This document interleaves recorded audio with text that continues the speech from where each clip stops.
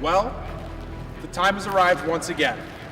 The Oswego State Lakers taking on the Plattsburgh Cardinals. Two powerhouse SUNY teams with a deeply storied rivalry. Rodriguez, the Whitelaw shoots and scores! A one-timer by John Whitelaw! And now comes the other way, Tyler Fleck, and Fleck shoots and he scores!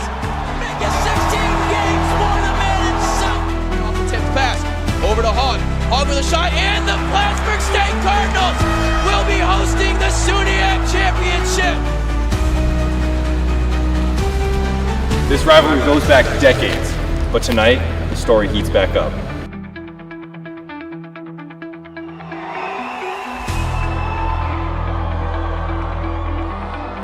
And Paul Rodriguez get the assist as well. It's a set, and McQuaid's now coming down. McQuaid's got Rocco with the McQuaid shoots! He scores! Glove side!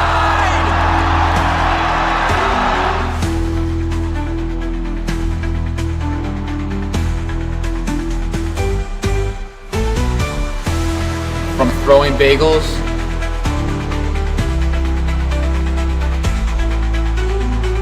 to spinning towels, traditions have changed, but the rivalry remains. A storm is coming to the Deb. Are you ready?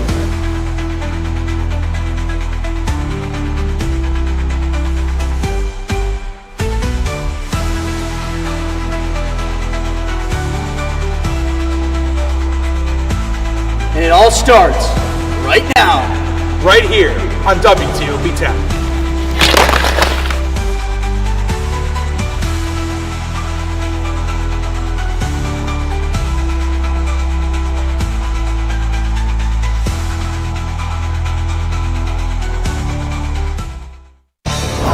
This is a production of Hockey Night in Oswego. Only on WTOP.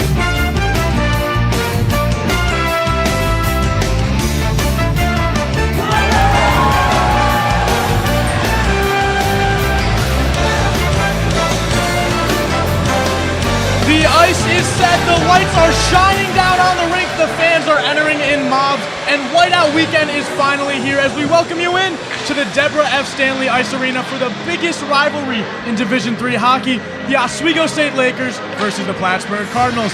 I'm Mike Neckers, and alongside me is the talented crew of Lucas McGarry, Chloe Sienna, and Carter O'Brien.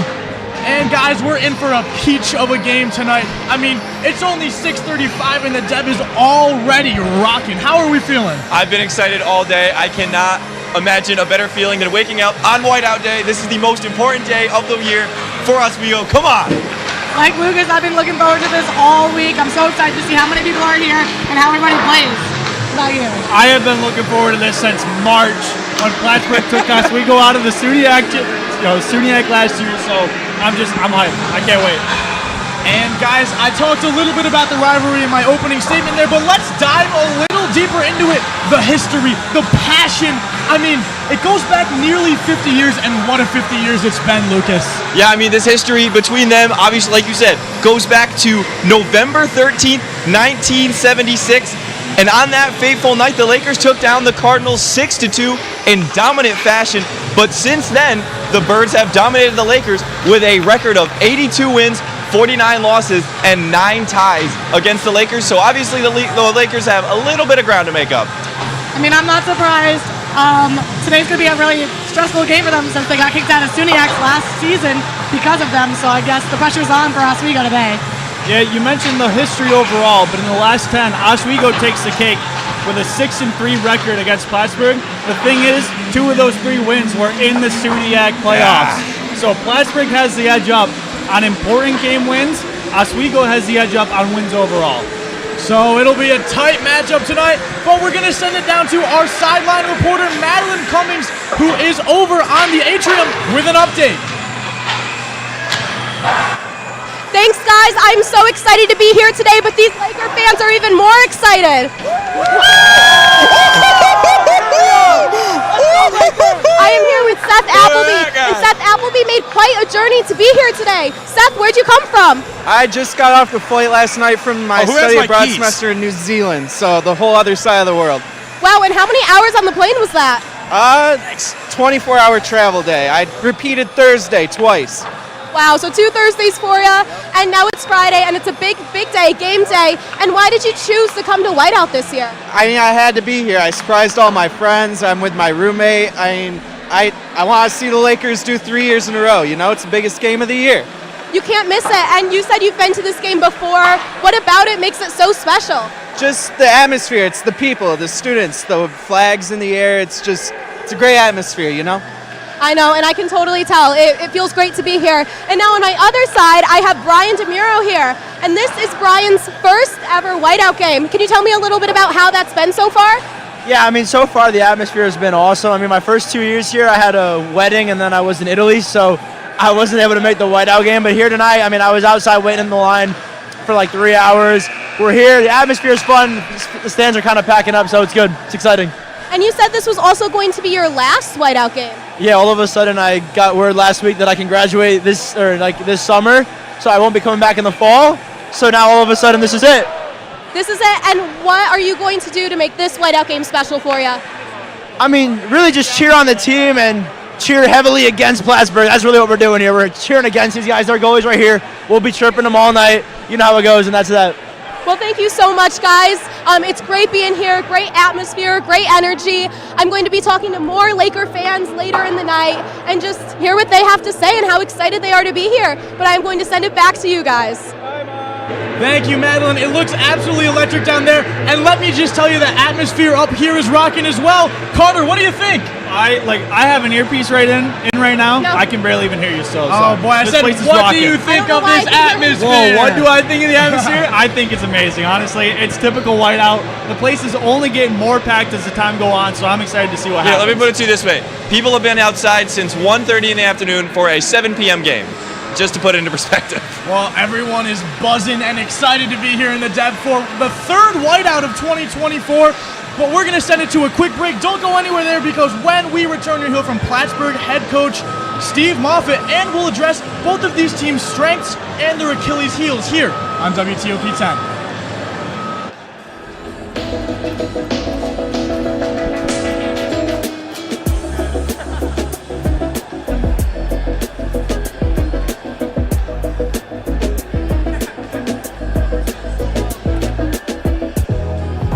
Welcome back to Major Discussion.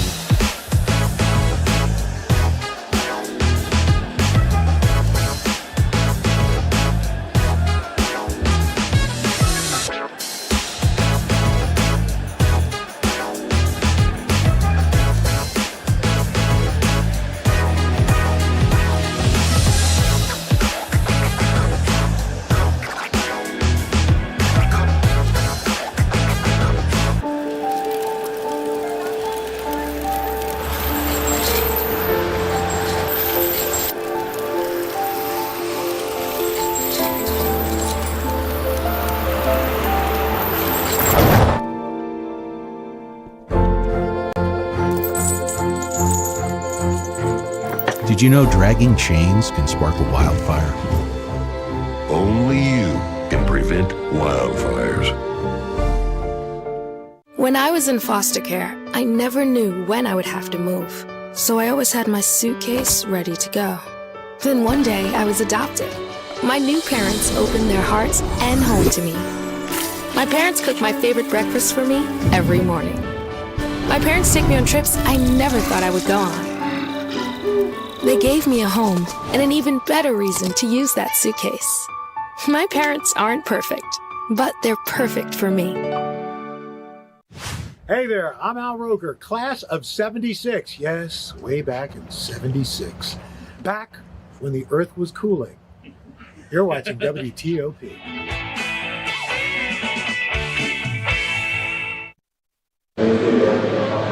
And welcome back into the Deborah F. Stanley Ice Arena. The fans are still coming in waves here, and you can feel the intensity.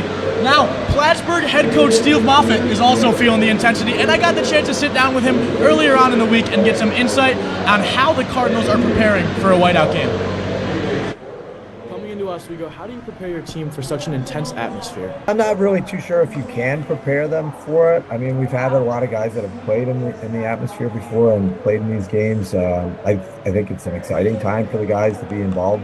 And how's the team looking this season, and how excited are the guys to come down to Oswego this weekend? We've been a little inconsistent, but I think that has a little bit to do with being early. And in such a big rivalry, how do you ensure your players stay focused on that end goal of walking out of the Deb with a win this Friday? At the end of the day, every game is worth 2 points, and we have to stick with our process on how we can be successful and how we're going to be successful. That's what we have to worry about. Don't worry about the end result. Worry about how you get there. How do your players feel? Are they excited? Is there more pressure, or are they just ready to play some hockey? I think they're just ready to play some hockey. I don't think either team has some pressure on them. Not at this time of the year. It's just another chance to work and improve your game and your as a team and as individuals. And I think that's what we're trying to do. Oswego brought in 18 new players this season, has been focusing a lot on building chemistry between one another and gelling together. So I want to ask, how have your new players come in this season? How have they been meshing with some of your veterans?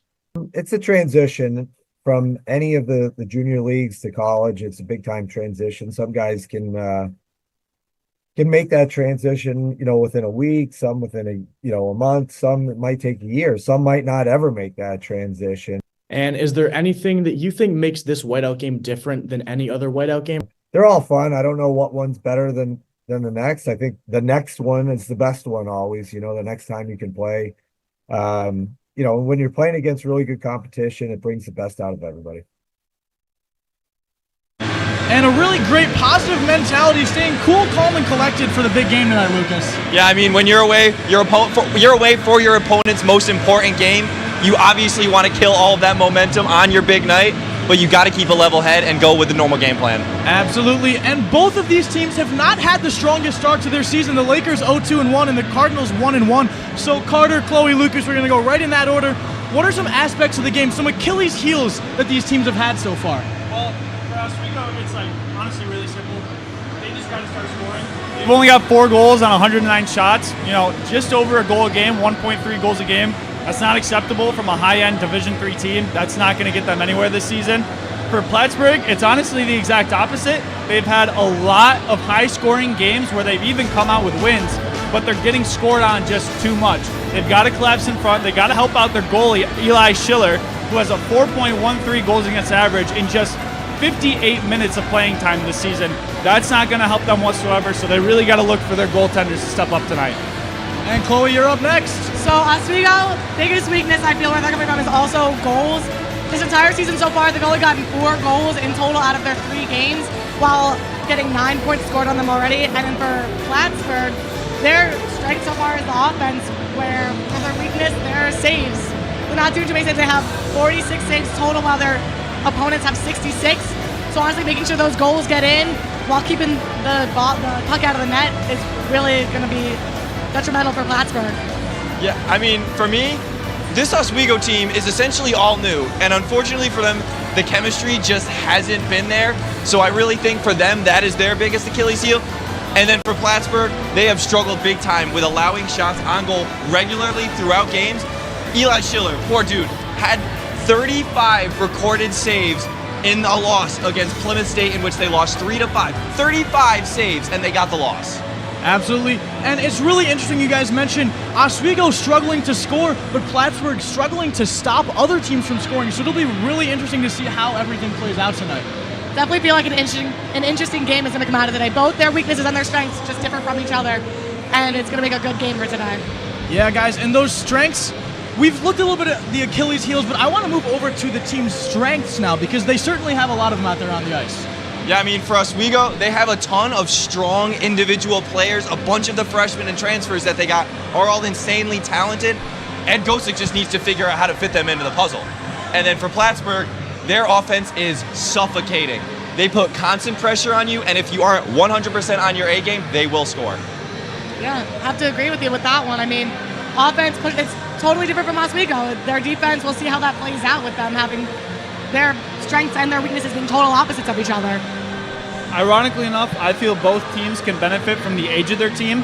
Plattsburgh has a nice seasoned veteran core of guys who have been around and played before. They know what this game is going to be. They know the impact of something like this. But Oswego, on the other hand, has a very young core. They've got 19 freshmen or first years. They're going to be out here running around, causing problems, looking to set the tone early on in the season. So, Plattsburgh doesn't know how they're playing yet. It's a whole new team. They have nothing to look at. Guys like Mike Ergo out there, we see him in the box a lot, but that's because he's a very physical player, so it'll be interesting to see how that plays out. And we've talked about the strengths and weaknesses and how they've shown a little bit this season. So, Carter, I'm going to start with you. How did the Lakers do in their last time out? Their last time out was against Adrian, and it did not go too well, unfortunately. Right here at the Deborah F. Stanley Memorial or Arena in Convocation, they lost 4-2. They did not capitalize on the power play whatsoever. Only went 1 for 6. Even had a 2-man up opportunity in there. That's something they got to change. That's been a theme all season. They can't capitalize on the special teams. And then not only that, but this is a good chance for Brandon Milberg to step up, as he came in halfway through the game last game and only let in 1 goal after Gavin McCarthy let in 3. Brandon Milberg can really set the tone for himself and the team tonight with a big win against Plattsburgh. And Lucas, fill me in on the Cardinals. How'd they do last time out? Yeah, they actually last Saturday had an exhibition game up from a team up north known as Simon Fraser University.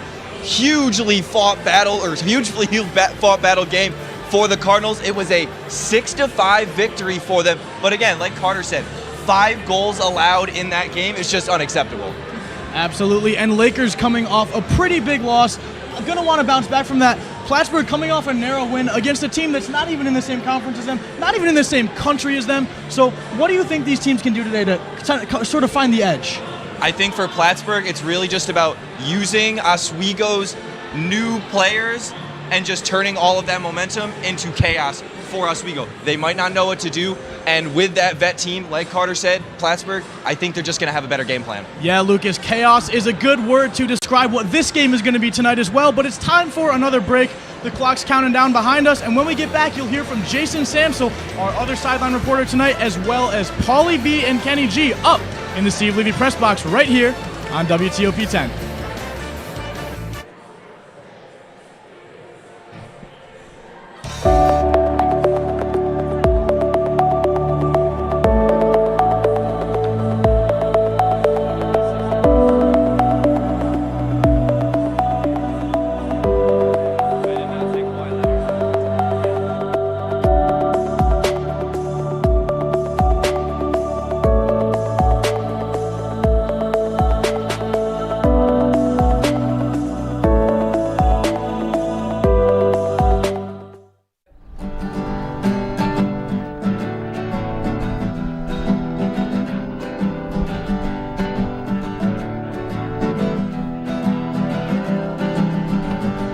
We're here for you, we're here for you. This is your channel 2. With sports and news and what to do, we're here for you.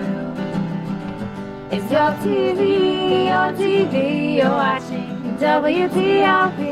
Your TV, thanks for watching WTOP.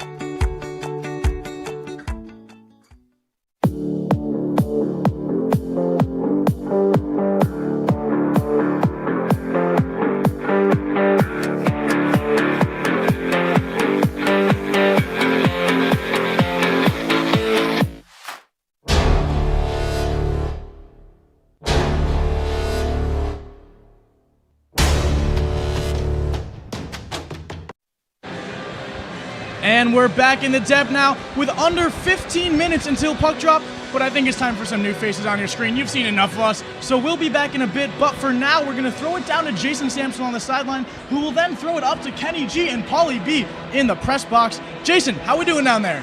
Frame. Just let me know when the go.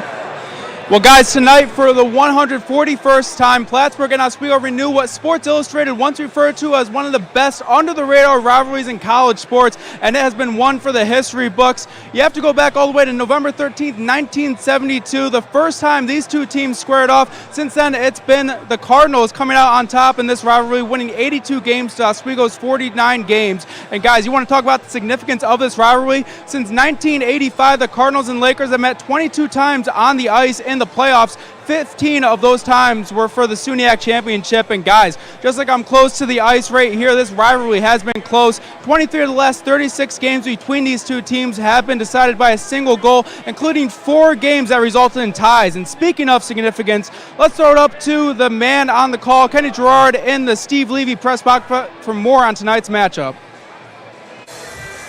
Thank you, guys, and welcome up into the Steve Levy press box. I'm Kenny Gerard, coincided by the wonderful and poetic Paul Beatty, I think is the word I'm going to go with today. And we are excited. It's a whiteout weekend. We got a couple of new pins here, courtesy of the college stores across the hallway. Wonderful new pins. And Paulie, how are you feeling? Can you feel better than this, Kenny? We got hockey night in Oswego, and it's whiteout weekend, a game we've all been waiting for. I'm ecstatic, Kenny. Absolutely, Paulie. And we're going to get right into the goalie matchup. Now, who are our netminders tonight? So for those who have watched the last 2 whiteouts, they will know a very familiar name in the Plattsburgh net, and that's Eli Schiller. Now, Schiller's been around for quite a while, and you take a look at some of his stats here. An 89.7% save percentage, 4.13 goals allowed, and an average and no shutouts. Now for Oswego, it was a backup to the goalie who was in last year, which was Schell. Now it's Milberg. Milberg's in with an 87.5% save percentage, 3.91 goals allowed on an average, and 0 shutouts, Paulie. I mean, just a premier goalie matchup. 2 guys who have been here before. It's actually Milberg's first time against Plattsburgh in his career. Obviously, Schell not being here, he gets the go-ahead because he is the veteran on this team only as a sophomore. So it's going to take a lot for him tonight, as well as from Schiller as well. Should be a good one here tonight, Kenny. Absolutely, Paulie. I'm very excited for tonight. It's going to be a big game. It's the first SUNY matchup of the year. Now, also for Oswego, they have not lost a whiteout game, not including playoffs, since February 17th, 2018. It's been a long time since the Lakers lost a home whiteout game, but dropped the last 2 playoff games. The last time that these teams met, the Lakers dropped the ball. But let's see if they can avoid dropping the ball by getting into some of our keys to the game. Now for me, I got 2 keys for Plattsburgh. We're going to start with Plattsburgh's using their roster depth. Now, Plattsburgh has a deep roster. We saw guys like Jack Ring last year make a difference. Using that depth to their advantage against the short Oswego team and the young Oswego team could make a difference. Now, also Oswego needing to convert on the power, Plattsburgh, my apologies, needing to convert on the power play. Now, my keys for Oswego now, it's going to be to implement the youngins. A lot of freshmen on this team, as we said, week after week after week, and only 3 points to show throughout 3 games. Not the best. You got to get them in there. Even the veterans aren't doing too well, but that goes into my next point. Shots on goal, get the puck in the net. It's as simple as day. 109 shots with 4 goals, nothing to write home about. Attack the net. Schiller allows 2 goals a game versus Oswego. Rip it early and often, like the crowd, tire them out, confuse them, get it into the attacking zone and back behind the net, Kenny. Absolutely, Paulie. Like I said, just looking at some stats now, the Lakers are winless on the year. They're 0-2-1, 0-1-1 at home, while Plattsburgh's 1-1. But we're getting ready for some exciting hockey here, Paulie. We're going to throw it back to our perch, and you guys will hear from us when the puck drops.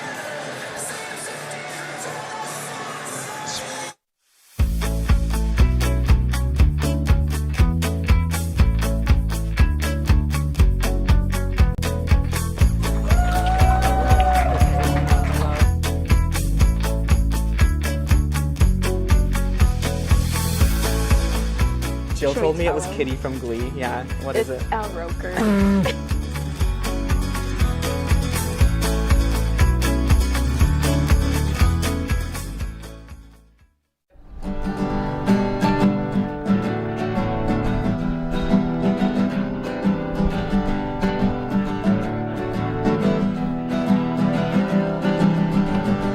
We're here for you, we're here for you. This is your channel too. With sports and news and what to do, we're here for you. It's your TV, you're watching WTOP. Your TV, thanks for watching WTOP.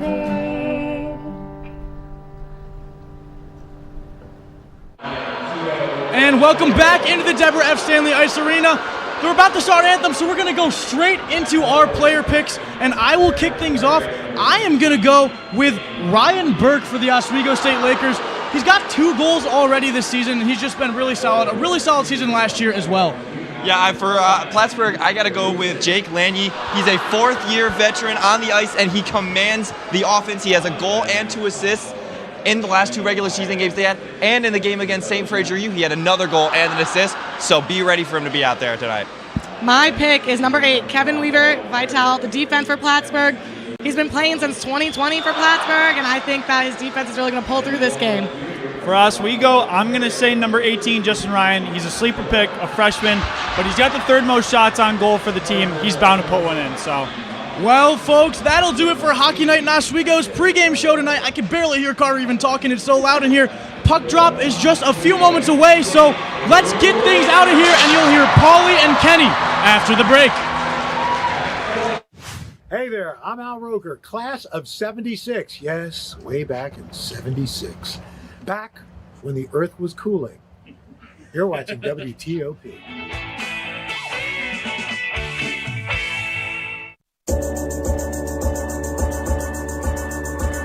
The Kinda Late Show with Chloe and Anna.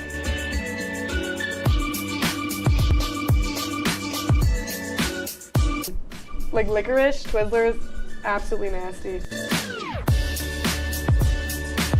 The thought of turkey is just nauseating. I think you're wrong, is what I think. You think I'm wrong a lot of times. I do think you're wrong a lot. When you look at the number of disasters in the U.S., chances are every area will deal with some kind of emergency in the next decade. And between school, sports, and social lives, chances are you won't be with your kids when it happens. Will they know what to do? Ready.gov/kids has the educational tools and information to make the conversation easy. When the time comes, chances are they'll feel prepared, not scared. So talk with your family today.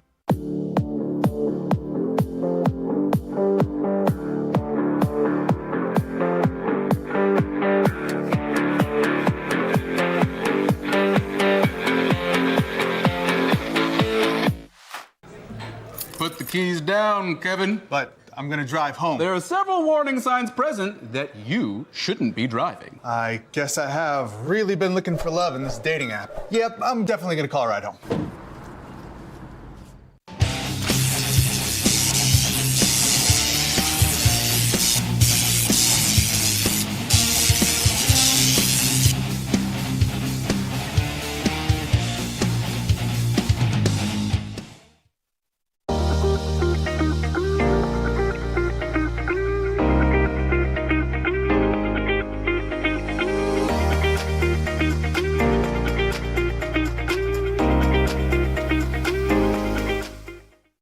What's going on? Yeah, we go on at like 11:30. It's like no. What do you mean no? It's 10:30. 10:30? Matt, it's 10:30. What do you mean it's 10:30? Hey, don't touch that. That's my ladder. Hey, man. Whoa. You know this book was already discounted 10%? Wow. Get a close up with that one. Matthew, News. look at that. Can we go back inside? I want to sleep in the studio again.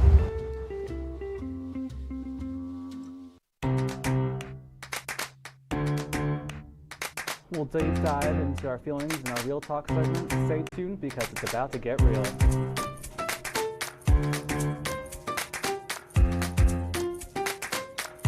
When I was in foster care, I never knew when I would have to move. So I always had my suitcase ready to go. Then one day I was adopted. My new parents opened their hearts and home to me. My parents cook my favorite breakfast for me every morning. My parents take me on trips I never thought I would go on. They gave me a home and an even better reason to use that suitcase. My parents aren't perfect, but they're perfect for me. Welcome back to Major Discussions.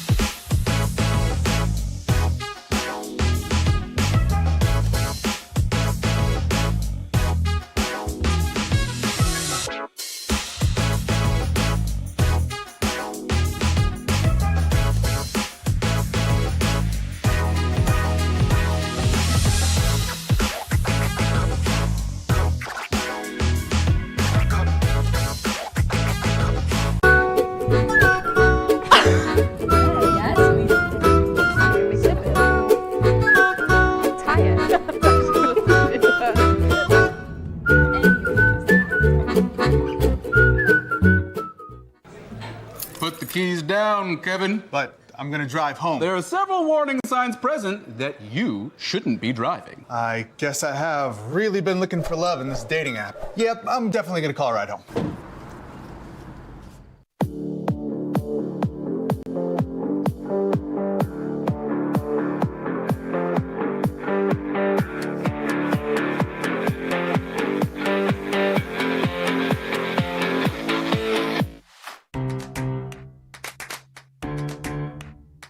We'll deep dive into our feelings in our Real Talk segment. Stay tuned because it's about to get real.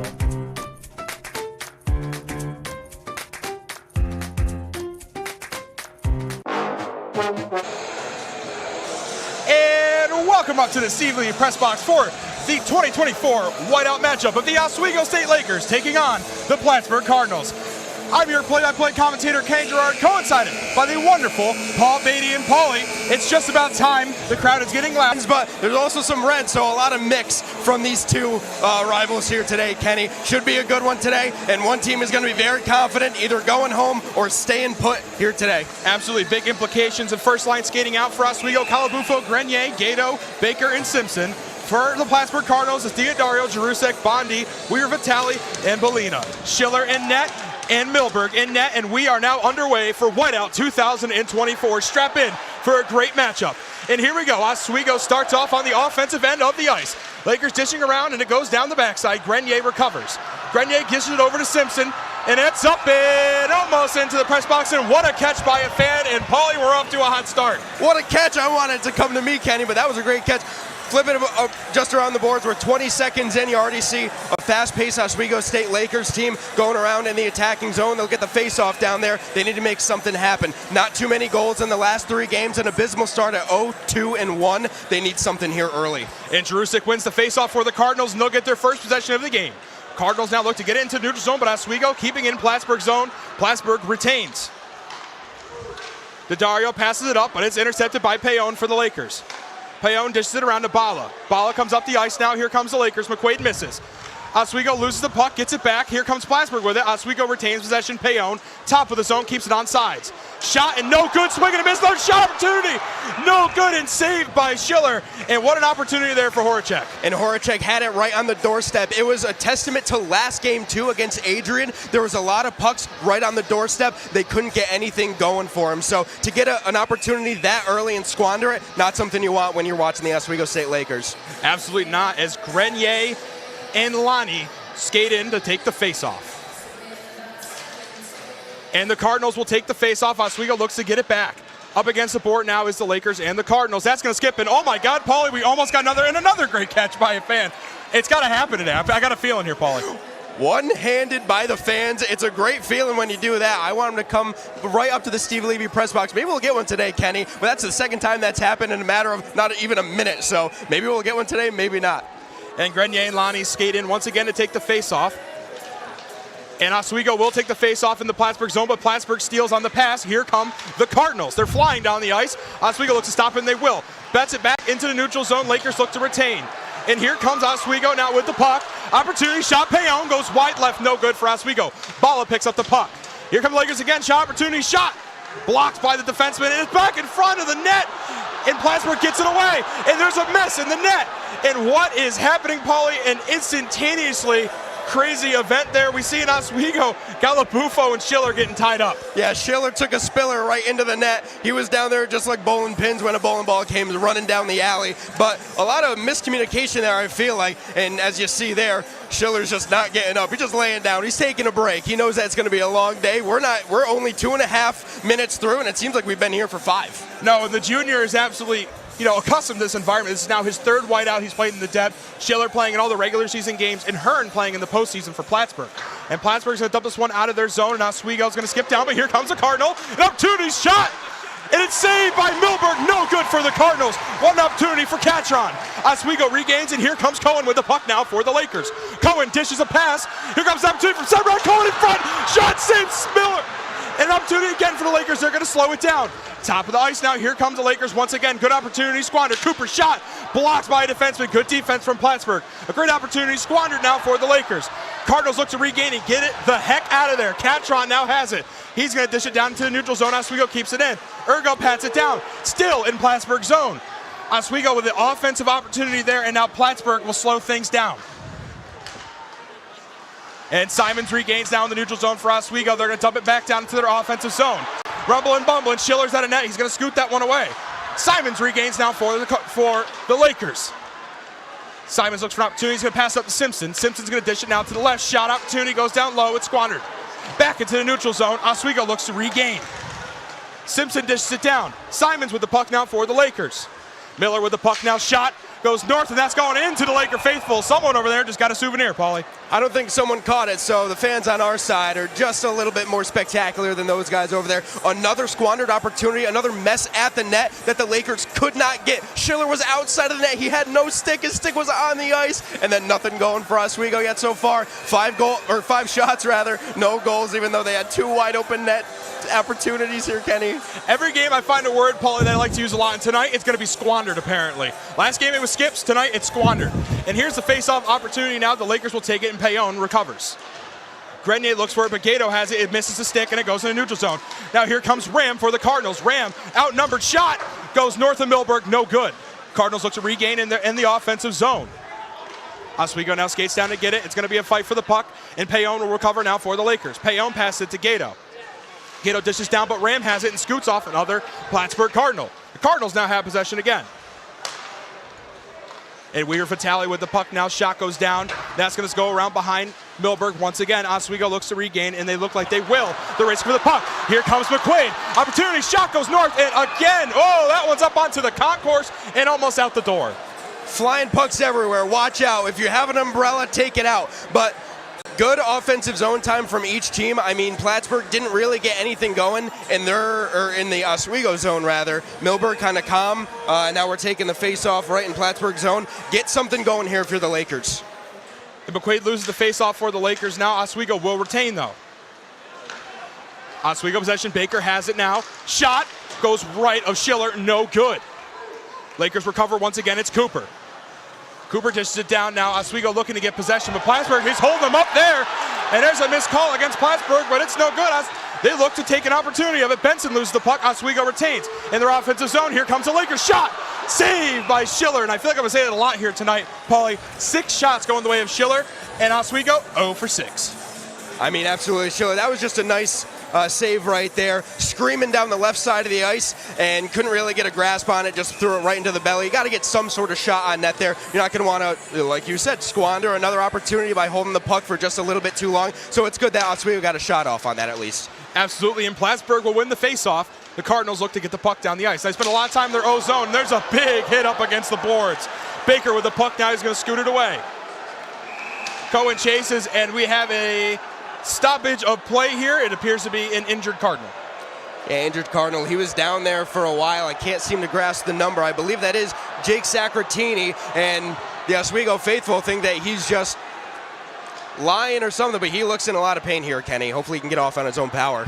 Absolutely. The Oswego faithful have been loud so far tonight, and we're taking a look at the replay of what happened, and look at the big hit by Ergo there. He just lays the wood on him, and I just got him in the wrong spot. Maybe just knocked the wind out of him, hoping for the best for the injured Cardinal. And that's Sacratini going to the... I apologize, Jerusik heading now to the locker room. Yeah, that's my bad right there. But it was a big hit by Ergo. Just got him right in the midsection, like you were saying. Might have took the wind out of him. But going through the exit doors, he seemed to be walking on his own power. So we're glad to see that. Absolutely, Paul. You don't want to see nobody get injured. And face-off has commenced. Plattsburgh will win the face-off in center ice. The Cardinals trying to make it in Oswego zone. They haven't done much of that as catch-on just swings and it whiffs. Oswego looks to get it back, but Butler was waiting for the puck. Butler shot off the boards, and now down to the near side. Fighting up against the glass for Plattsburgh looks to get it. There's too many Lakers down there for them to recover. There's a hit by Plattsburgh. Again, Oswego regains once again. Lakers looking to take it down the ice, and it's down into the neutral zone. Baker has it now. Baker tries to push it over the neutral zone, and he will. It's in Plattsburgh zone. Cohen to chase. Baker misses the puck, and that one's going to be chased down by Bala. Milberg called for the icing. He wasn't going to get it. Bala passes up to McQuaid. McQuaid now with the puck for the Lakers. McQuaid gets to get over the neutral line. Oswego now yet another opportunity. Horacek fighting for the puck. He won't get it.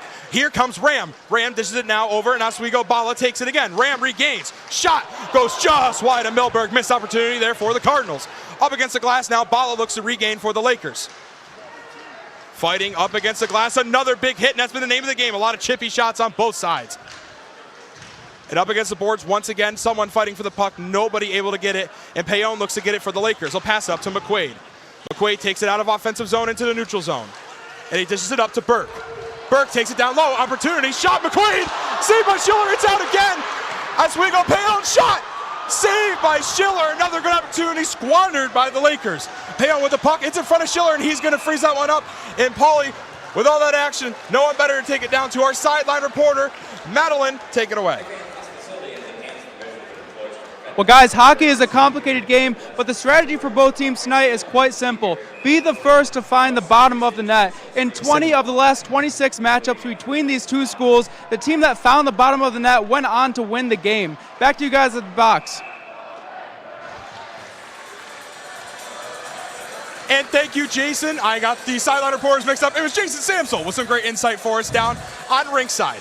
And nothing much happening there, Paulie, as the Lakers look to skate in again for face-off. It's going to be Fudger in for the Lakers against Spencer Ha.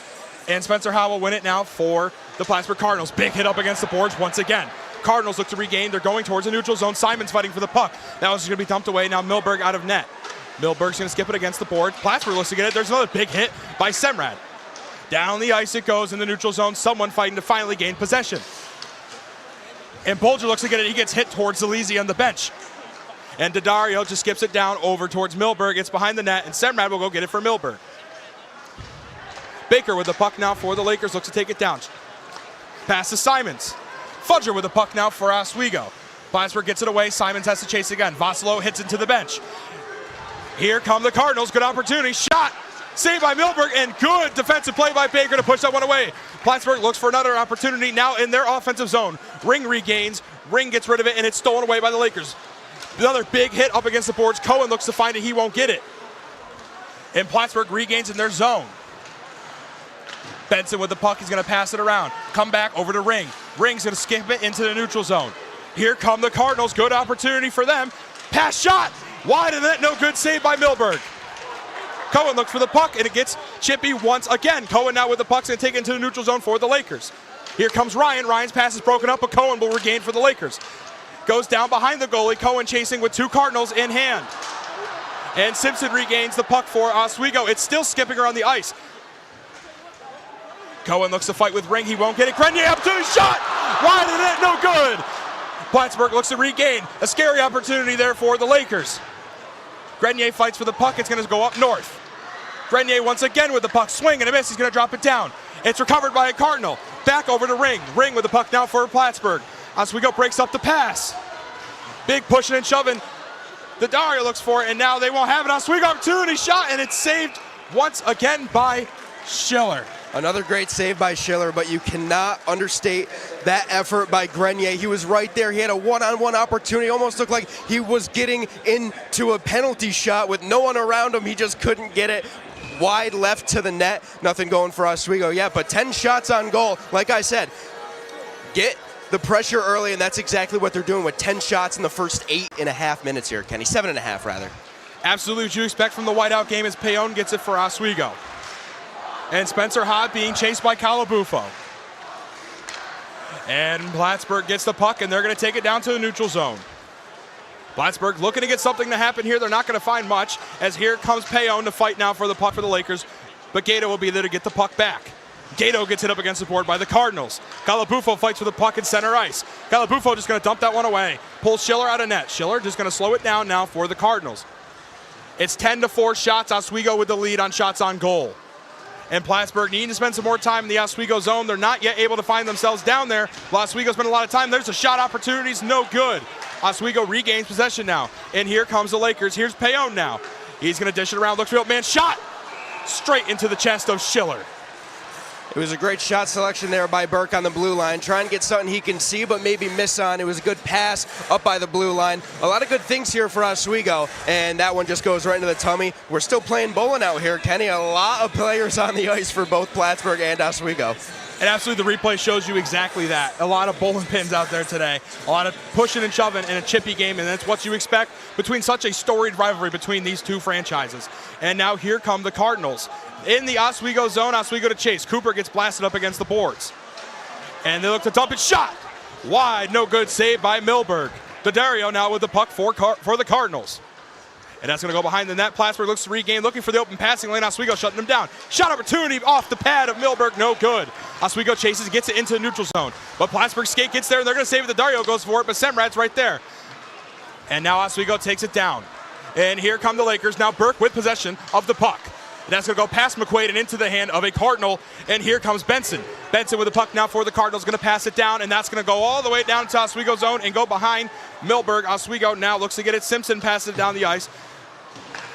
And here comes Baker now. Baker in the neutral zone is going to skate across the blue line. And here comes Cohen behind him. He looks for the shot.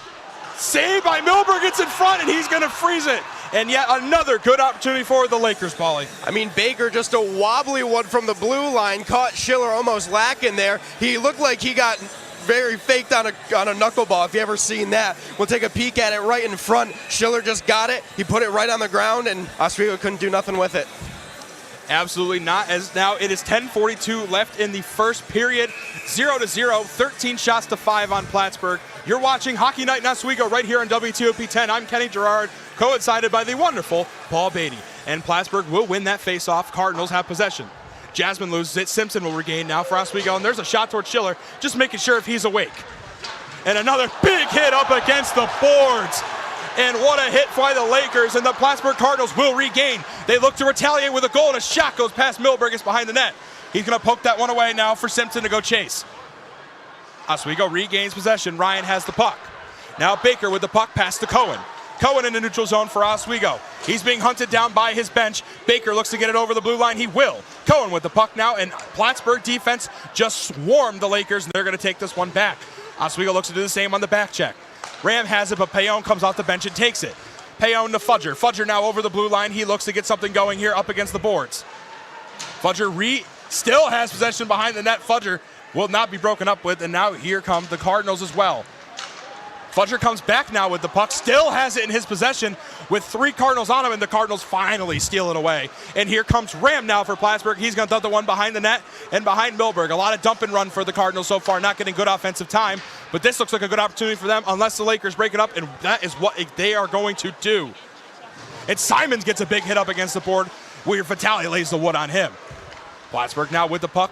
That one's going to be shot down towards Ram. Ram on the wrong side of the blue line, can't do much there. He's going to dump it down. Milberg will get it, and he's going to pass it around. Galabufo with the puck now, or Bala, my apologies, with the puck now, and here comes Plattsburgh, who's going to dump that one down towards Milberg. And Paulie, I think I said it a lot today. It's been a lot of dump and well, I guess skate, but dump and run for the Cardinals. I mean, absolutely. You see that one. There's finally an icing call, but like to your testament, like what you were saying, a lot of pucks that are just being dumped back and forth. Like you said, Oswego had it, then Plattsburgh had it, then Plattsburgh sent it right back down to Milberg. I've noticed that Milberg loves to take it outside of his net. If the puck is anywhere near him, no matter if it's behind him, to the left or the right, he's going to go and get it. But when you're a goaltender, there's 2 words. It's gold and tender. Tend the goal, Kenny. Absolutely, as Catron wins the faceoff there for the Cardinals. And another big hit up against the board. That one's laid by Gato. And he goes for another one. Gato, a menace on the ice so far for the Lakers. And Weir Vitale's going to pop that one up towards the Jumbotron at land center ice. Shot opportunity goes wide of the net, no good. Milberg not even having to save that one. Oswego looks again. Plattsburgh has it. Here come the Cardinals. Shot to D'Addario, no good. D'Addario regains and it goes down the backside. Here come the Cardinals. Now an opportunity for them finally in their offensive zone. Plattsburgh shot pass, no good. Looking for the open man, they're not going to get it. Oswego's going to break up the passing lane. And then that one's going to skip into the neutral zone. Oswego regains. Gato now with the puck. An opportunity for the Lakers. Pass back to Semrad. Semrad with the puck now. Shot. Broken up by a defender. Galabufo to chase. Galabufo now with the puck for the Lakers. Gets hit up against the board. He's going to skip out. And Plattsburgh will regain with Weir Vitale. Vitale now with the puck. It goes into the hands of another Cardinal. Oswego looks to break it up, and they will. Baker to chase it down the ice with Simpson. And we're going to get a stoppage of play on the icing. But we heard from Jason Samsel. It's time to hear from our other sideline reporter, Madeline Cummings. Madeline, take it away. Thanks. The whiteout game between Oswego and Plattsburgh is rooted deep in tradition. The rivalry started back in the 1980s when the Cardinals hired former Laker coach Herb Hammond. Even though the Lakers have forgiven Hammond, The feud with Plattsburgh remains strong. The whiteout theme stems back to a Cardinal win over in the Romney Fieldhouse, which used to be home to the Lakers rink. Plattsburgh won partly due to a penalty caused by a discontinued trend throwing bagels onto the ice. The tradition shifted into what we know as today's whiteout game. So if you're a Laker fan, make sure you think about the history behind the game the next time you wave your towels in the air. And hang on tight to your bagels. That's all from me. Back to the game with Kenny G and Paulie B in the press box. Thank you very much, Madeline. Great insight from onside the ice. And it looks like we're going to get a delayed penalty called here. Not sure who this one's on. And it appears to be on the guard? No, the Lakers. The Lakers. Definitely the Lakers. Yep, that's going to be on Jesse Horacek there. Or no, rather. No, it is the Cardinal. Stick with my gut, Paulie. What am I doing? Listen, I read 26 in green. It was actually 26 in red. It was Tyler Ram who's going to the box for 2 minutes. Kenny, a power play opportunity for Oswego. They'll get the draw in their own zone. Let's see if they can make something happen here with 7:40 left. And McQuaid skates in for the Lakers. They're on their first power play. 2 minutes of he starts now. Lakers win the faceoff. Ryan with the puck now for Oswego. Ryan's going to dish this one up to Baker. Baker almost loses it, but he'll get it back. Shot goes wide of the net. No good. Oswego recovers. And they're fighting up against the glass for it. Plattsburgh looks to get it. They're not going to get it. Ryan passing it up, and it goes over the blue line. And that one's going to skate by McQuaid. Now has it. Ryan regains. They'll take it back on the right side of the blue line for the Lakers. Goes around the back. Gato recovers now. Gato on the near side is going to pass. And now Baker again with the puck. Baker looks to lead the offense. Ryan with the puck. Pass. Shot opportunity, McQuaid. No good save by Schiller. Schiller's down. He's going to freeze it once again. And Paulie, I know it's early, but man, what a performance by Eli Schiller, who's been rattled in the Deb the last two whiteouts. Well, today, it looks like he put on his earmuffs. He's not hearing nothing from the Laker faithful. He's feeling really comfortable. He's been here a time or two, like you said. He's faced 16 shots, and he's shut it completely down, even on the penalty. They haven't gotten anything going for him, but let's see what they can do now. They got just under 1:30. That's a lot of time to work here. Absolutely, and Gato loses an edge. Plattsburgh regains. They're going to dump that one away, and Baker looked to stop it, but it won't happen. Milberg will get it now for Oswego. In Oswego's zone, they're going to kill some time. Everybody going for a line change. 1 minute and 9 seconds left in the power play. Baker now leading the charge for the Lakers. Gato with the puck now. Ryan looks to get it. It's broken up by Weir Vitale. Weir Vitale, shorthanded opportunity for the Cardinals. Pass, shot, north, no good. And Milberg looks like he's going to take it and dump it back. Gato and Weir Vitale fighting for the puck. And Baker will recover. Oswego now 48 seconds left in the power play. They skate through the neutral zone. They're going to cross the blue line. Inevitably, here they come. McQuaid skips off his skate, no good. And Plattsburgh looks to dump, but Baker's in the right spot at the right time. Baker passing it around now for the Lakers. Here's an opportunity now. Shot, Baker bounces off the back, no good. McQuaid looks to get it now, but here comes the Cardinals. McQuaid, opportunity, shot, pass, nobody home. 21 seconds left. Horacek with the puck now looks for Cooper, but Baker's there. Baker shot, saved again now by the Plattsburgh defense. And Horacek's going to lose the one behind the blue line. Oswego forced to reset.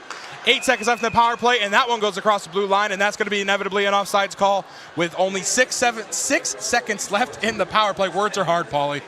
They are very hard when you're talking like us a lot of the time, but I mean, a good chance there for both Spencer Ha and Weaver Vitale. They had a 2-on-1 chance shorthanded. You don't get those every day, and they would want that one back. They could have went up by one with a man off, and couldn't get nothing going. We're still not at zeros.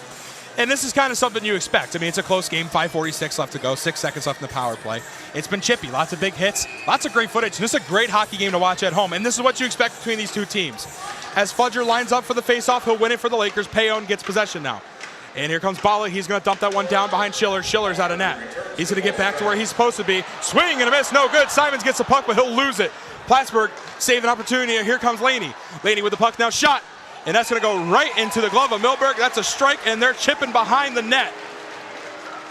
It was Laney who got a good shot off, and it was Milberg who just kind of flashed the leather, put it up. It should have missed the goal anyway up top, but it doesn't really matter because we're going to take the face-off right to the right of Milberg. See if Plattsburgh can get some momentum here. They're getting outshot right now by 11. It's 17-6, so they're going to want some offensive zone time presence. That power play for Oswego was not very good, so Plattsburgh, they want something here.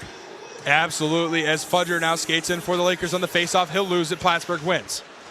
Bellini with the puck now. He's going to throw it down behind the net. Payon now with it for Oswego. Payon's going to dish it down. Here comes Simons now with the puck. Simons going to keep going and keep fighting, and here come the Cardinals as well. Great defensively so far tonight from Plattsburgh. And Payon once again dishes it down to Fudger. Payon passes it up to Bala, and it's going wide right, no good. Bala will chase now down for the puck. And Laney now with the puck for Plattsburgh, no good. Oswego takes it back. Vasilo swing and a miss, no good. Sacratini had the puck, but now it's in Bala's hand. Bala's going to pass it down to Cohen. And Oswego to chase the puck. Opportunity, pass, shot, save, shot, it's in! Cohen with the goal for the Lakers!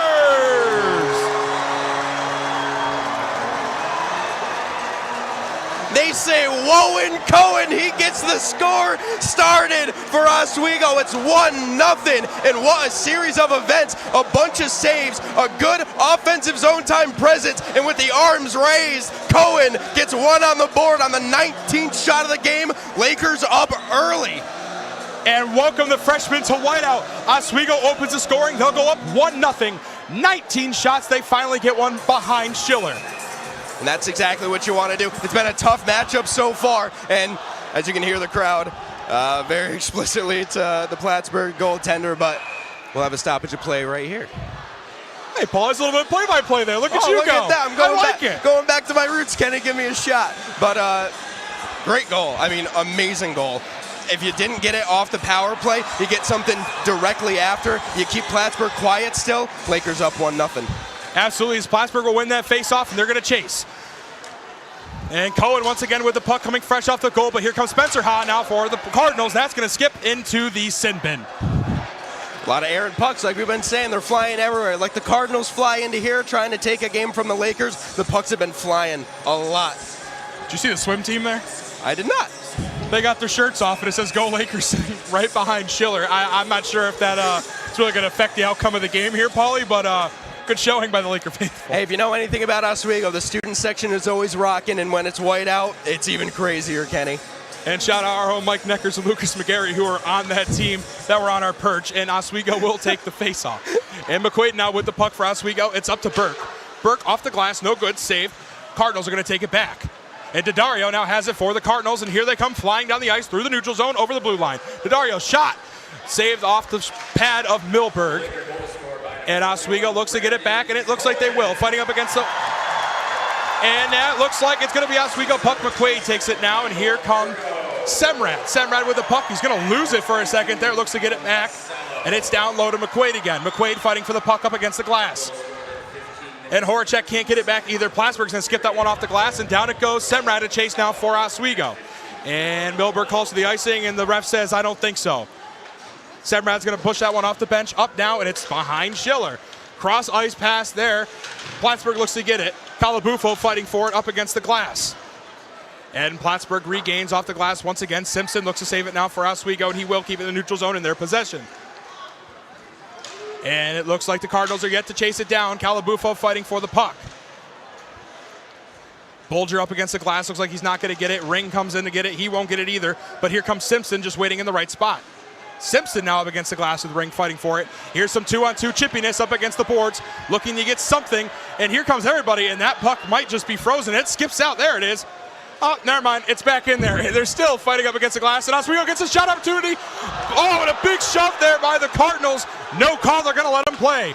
Cardinals now with the puck in the neutral zone. Here they come with Benson. And Benson's going to dish that one down. Plattsburgh gets a line change. And Fudger comes out of the bench for Oswego. Baker to chase now behind the net. Here comes a pass. Oswego looks to get it now into the neutral zone, and they will. Here comes Fudger now with the puck. Fudger off the wall to Simons. Simons chases by the ref. Simon now behind the glass. Here it comes again. Oswego loses it again. Plattsburgh looks to regain. Butler will get it back. He passes it over now to another Cardinal. Fudger loses it. Fudger pass shot blocked. Saved by Schiller. Fudger now with the puck. Simons with a big hit up against the board. Plattsburgh looks to dump this one to the neutral zone. They will. And Catron looks to chase. Here comes Catron and Bala. And Fudger looks for it. Another push up against the glass. Bala loses an edge up against the glass fighting for the puck. And it's stuck up against the boards once again. No one looks to get it. It looks like it's going to skip out into the hands of the Cardinals. And Bala is just fighting for the puck. And Plattsburgh gets an opportunity. It skips up against the glass. Fudger now regains possession for Oswego. Fudger loses it. The Cardinals will get it back. Pass shot, north of Millburg, no good. Weaver Vitale now gets it back for the Cardinals. Weaver Vitale's pass is swing and a miss by Laney. Oswego looks to get it back, and they're going to get it into the neutral zone and over the blue line. Weaver Vitale loses an edge, and it looks like we're going to have a call on the ice against somebody, and that one's going to go against...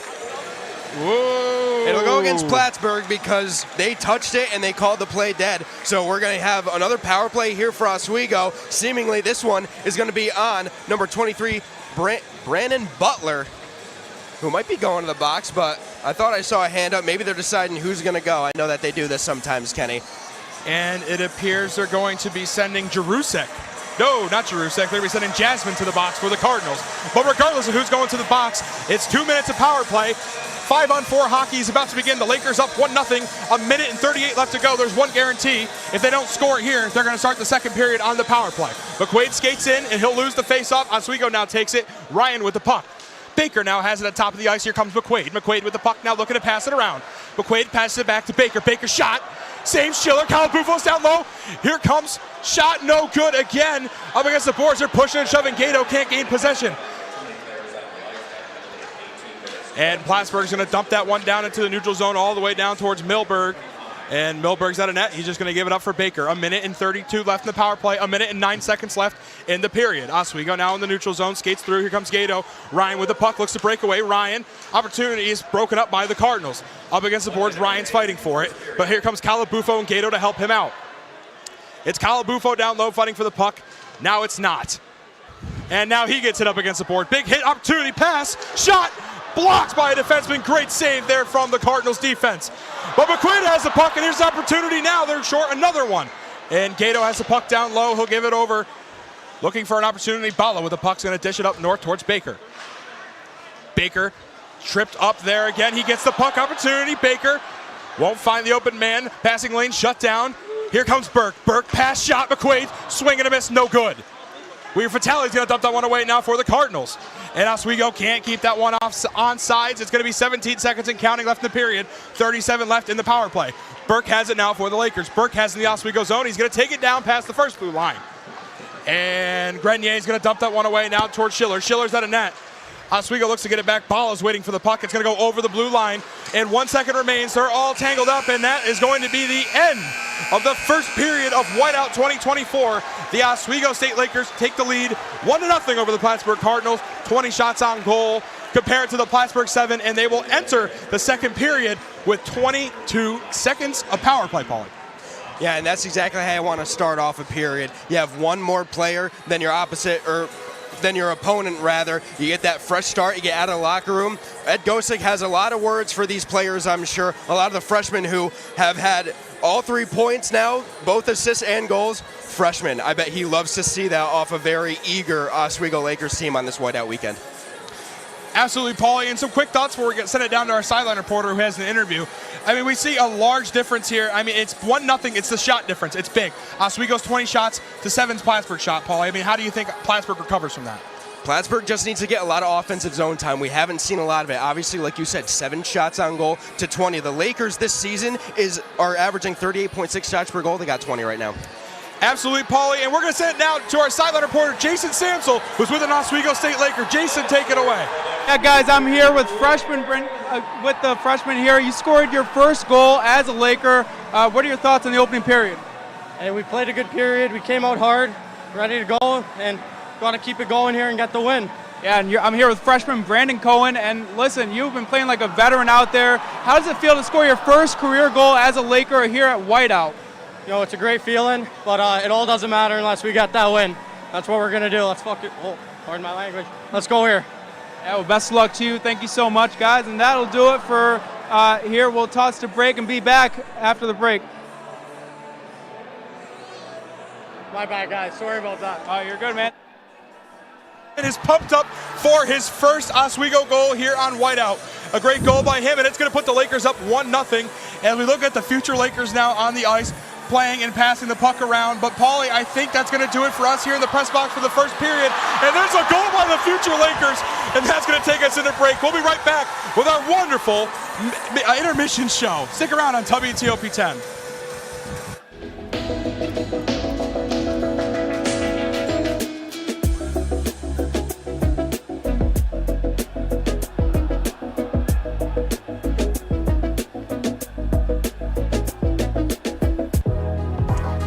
welcome back to Major Discussions.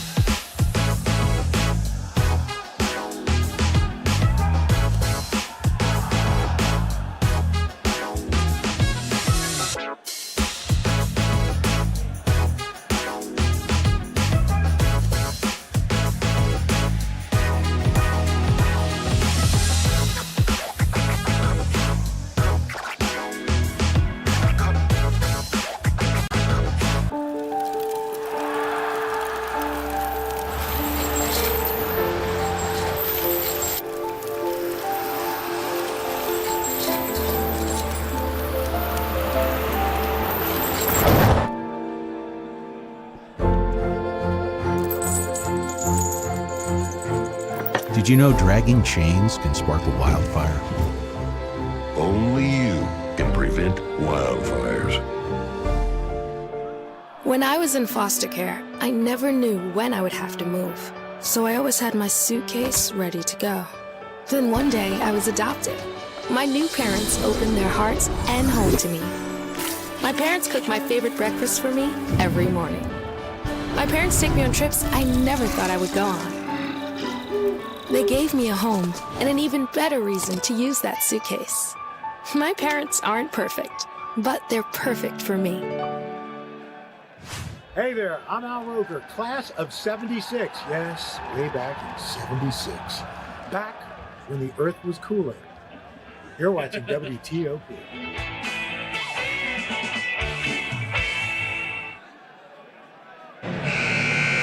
And welcome back into the Deborah F. Stanley Ice Arena for your first period update. Guys, what a first period that was. How about this atmosphere in the Deb? I mean, it's awesome in here. We heard that first goal.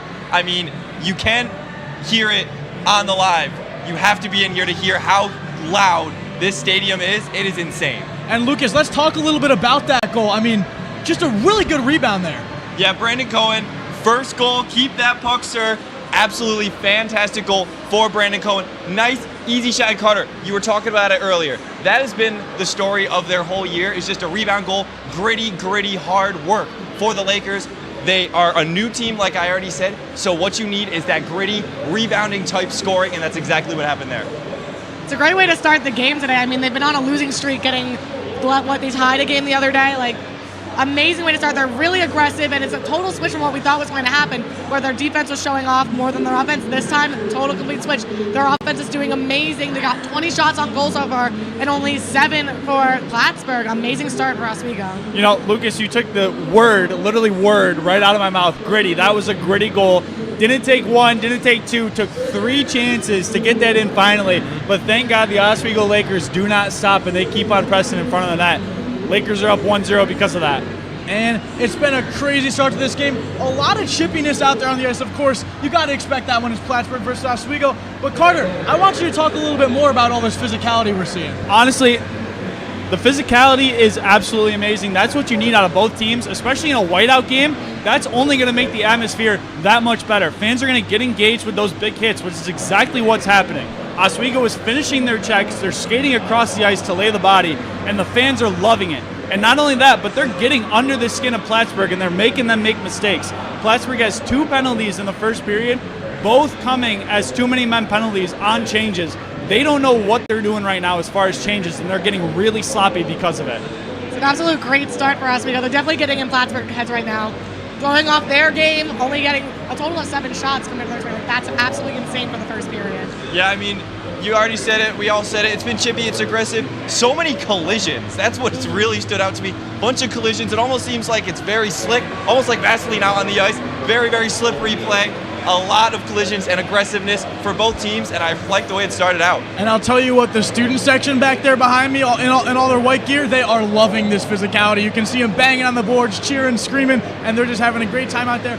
But I want to touch on some things that the Lakers haven't done too well this period. Of course, they got that goal, but they had a lot of missed opportunities in front of the net, Lucas.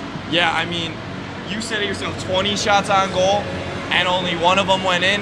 And it was on the 3rd attempt. You gotta be more efficient with that. You have so many opportunities down low, right in front of the goalie, and you just can't capitalize. It was right on the last end of every single play that they were coming up with. They just lose it, and it's just that new team aura, I guess. And it's looking great for Plattsburgh with their defense just holding back all those shots. 3 shots at them, 1 went through. Like, at some point, you're going to get a shot through, and great defense for Plattsburgh, totally switching it up. Yeah, and I mentioned before the game, Oswego's power play, their special teams, it's really tricky. They're not doing the greatest right now. That shows in this game. 2 power plays, 0 goals, 20 shots in 1 period. You've got to have more than 1 goal. And let's talk a little bit more about these mistakes from Plattsburgh as far as special teams goes. I mean, 2 penalties for having too many guys on the ice. That's just like, that's basic hockey that you got to learn early on. And these mistakes are kind of inexcusable for them. They're lucky that the Lakers haven't scored yet. No, that's like literally one of the first things you learn in hockey is how to change properly, because you quite literally have to wait till the guy gets off the ice before you go on. It's just this, like, I think they're just getting too into it maybe. They're trying to get out there too quick.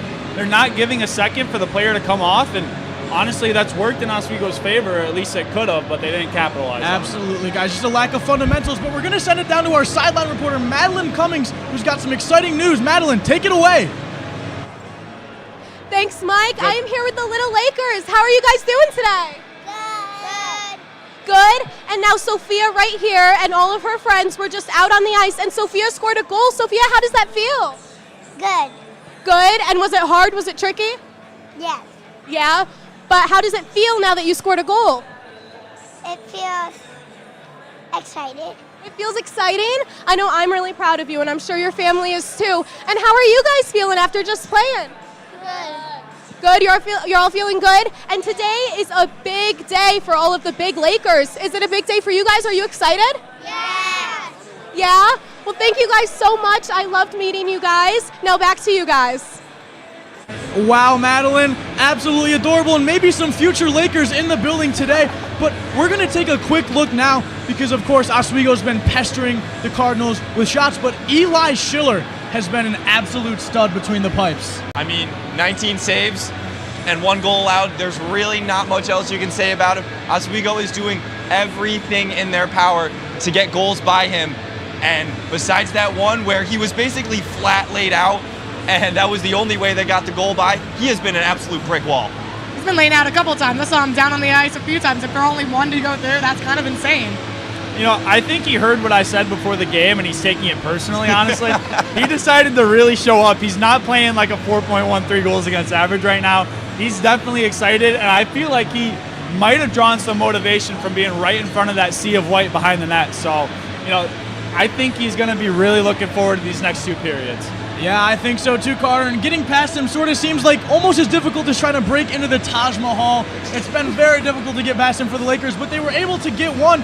And guys, I want to move away from the goals now and talk about the extracurriculars at the end of the first period. Aaron Catrone for the Lakers and Aaron Catrone for the Cardinals and Jonathan Bala for the Lakers. Just going at it at the end of the period, grabbing each other's jerseys, pulling each other in. No punches thrown, but it was, I mean, exciting. Yeah, I mean, it was all over a collision of skates. There was no one at fault for it. It's just chippy, aggressive Oswego and Plattsburgh hockey. Really not much else you can say about it. That's what makes it fun, though. You love to see a little bit of aggressiveness out on the ice. So that keeps everybody interested.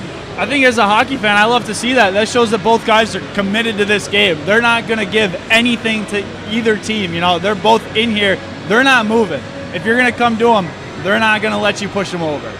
Absolutely. And Brandon Milberg, a quiet day in the office so far for the Lakers, but did have a few scary moments, kind of lost control of the puck in front of the net. So that's something that they're definitely going to want to fix up going into these next 2 periods. Yeah, I mean, for me, I really like the way that Oswego's defense has been playing and helping out Brandon Milberg. Only 7 saves, but he's done his job. Yeah, absolutely killing it out there. I'm just so surprised that what we predicted in the beginning just totally switched from what it is right now with the defense versus the offense. Yeah, Milberg looks very comfortable. It's nice to see that. Yeah, and a seasoned veteran in goal for Oswego, starting him over 2 freshmen who have been very solid so far in the season. But that is going to be all the time we have for the end of the first period show. So we're going to send it to a quick break, and when we return, it'll be Kenny G and Paulie B once again right here on WTOP 10.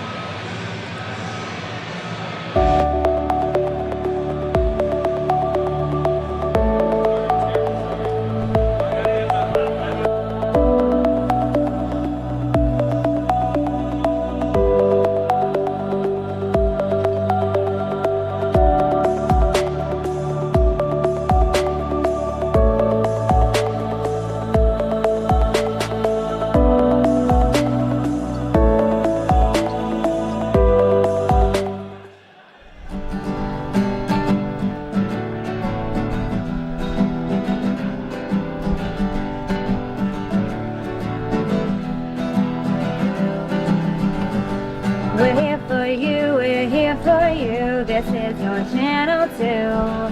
With sports and news and what to do, we're here for you. It's your TV, you're watching WTOP. Your TV, thanks for watching WTOP.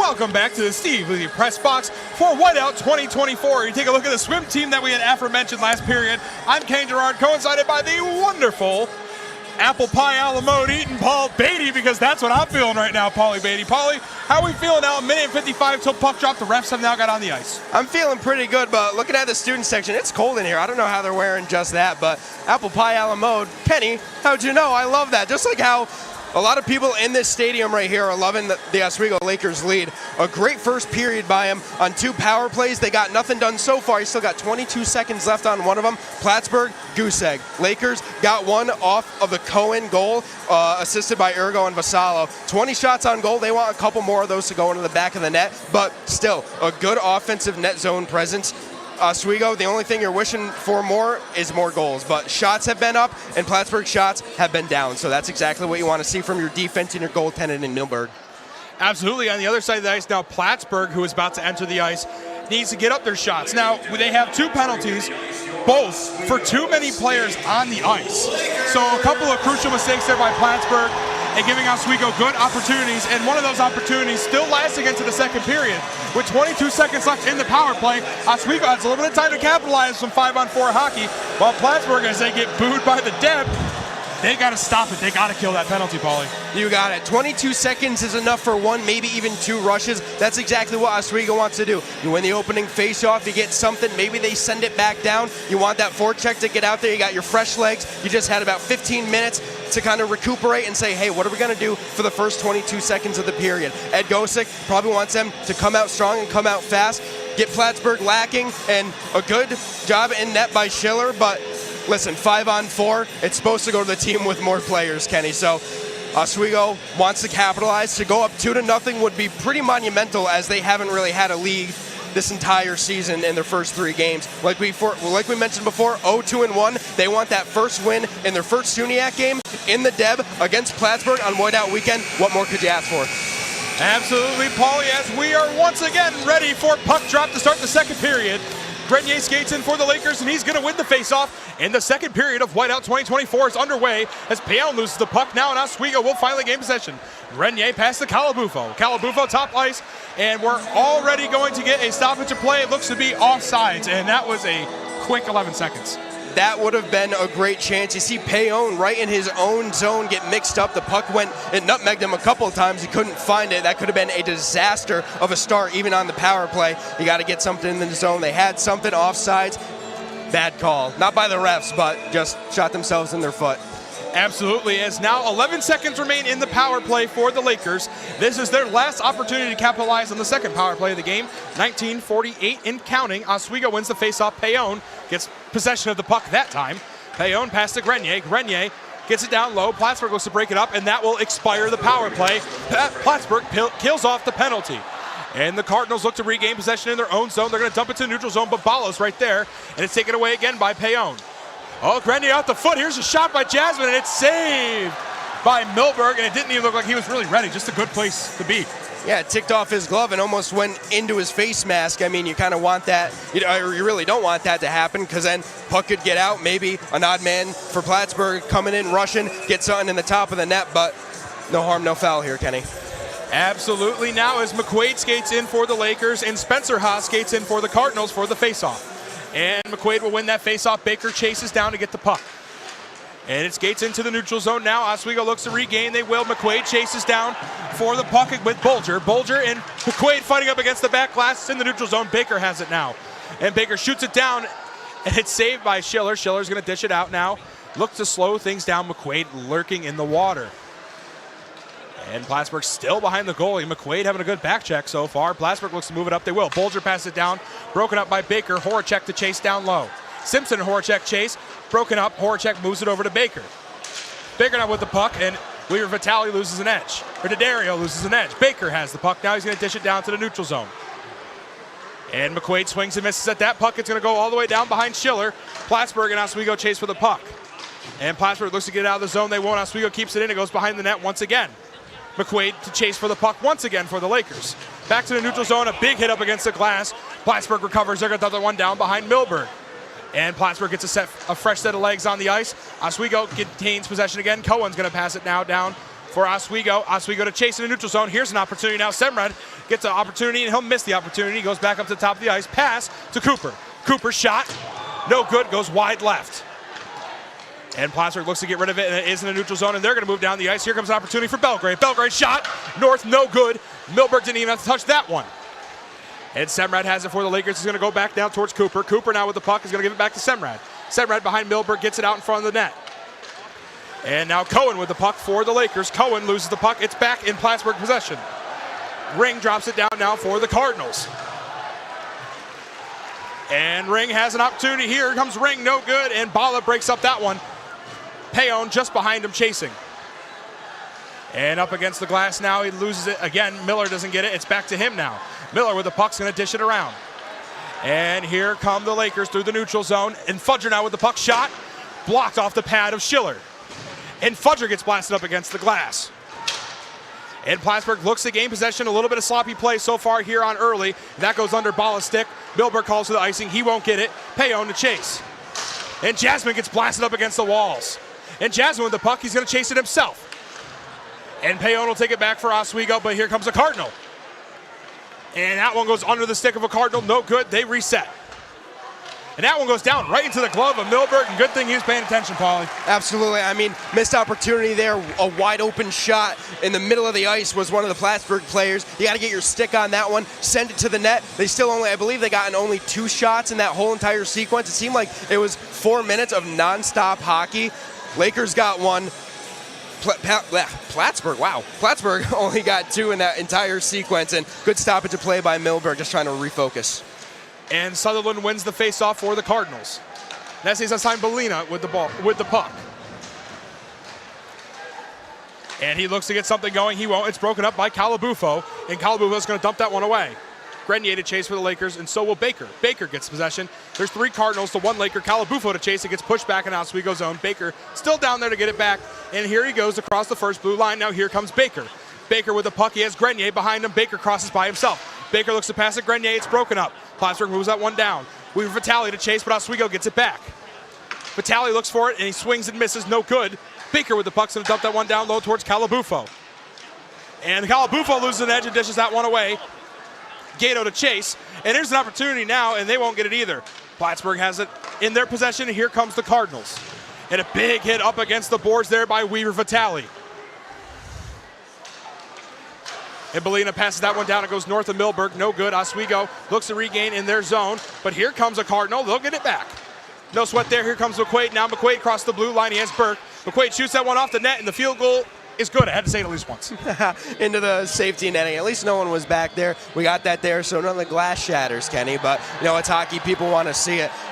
It was a good sequence there by both Oswego and Plattsburgh. Nothing going for really both of them.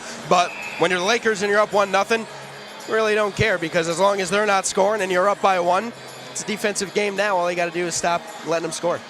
And Spencer Ha and McQuaid go for the faceoff. McQuaid wins it.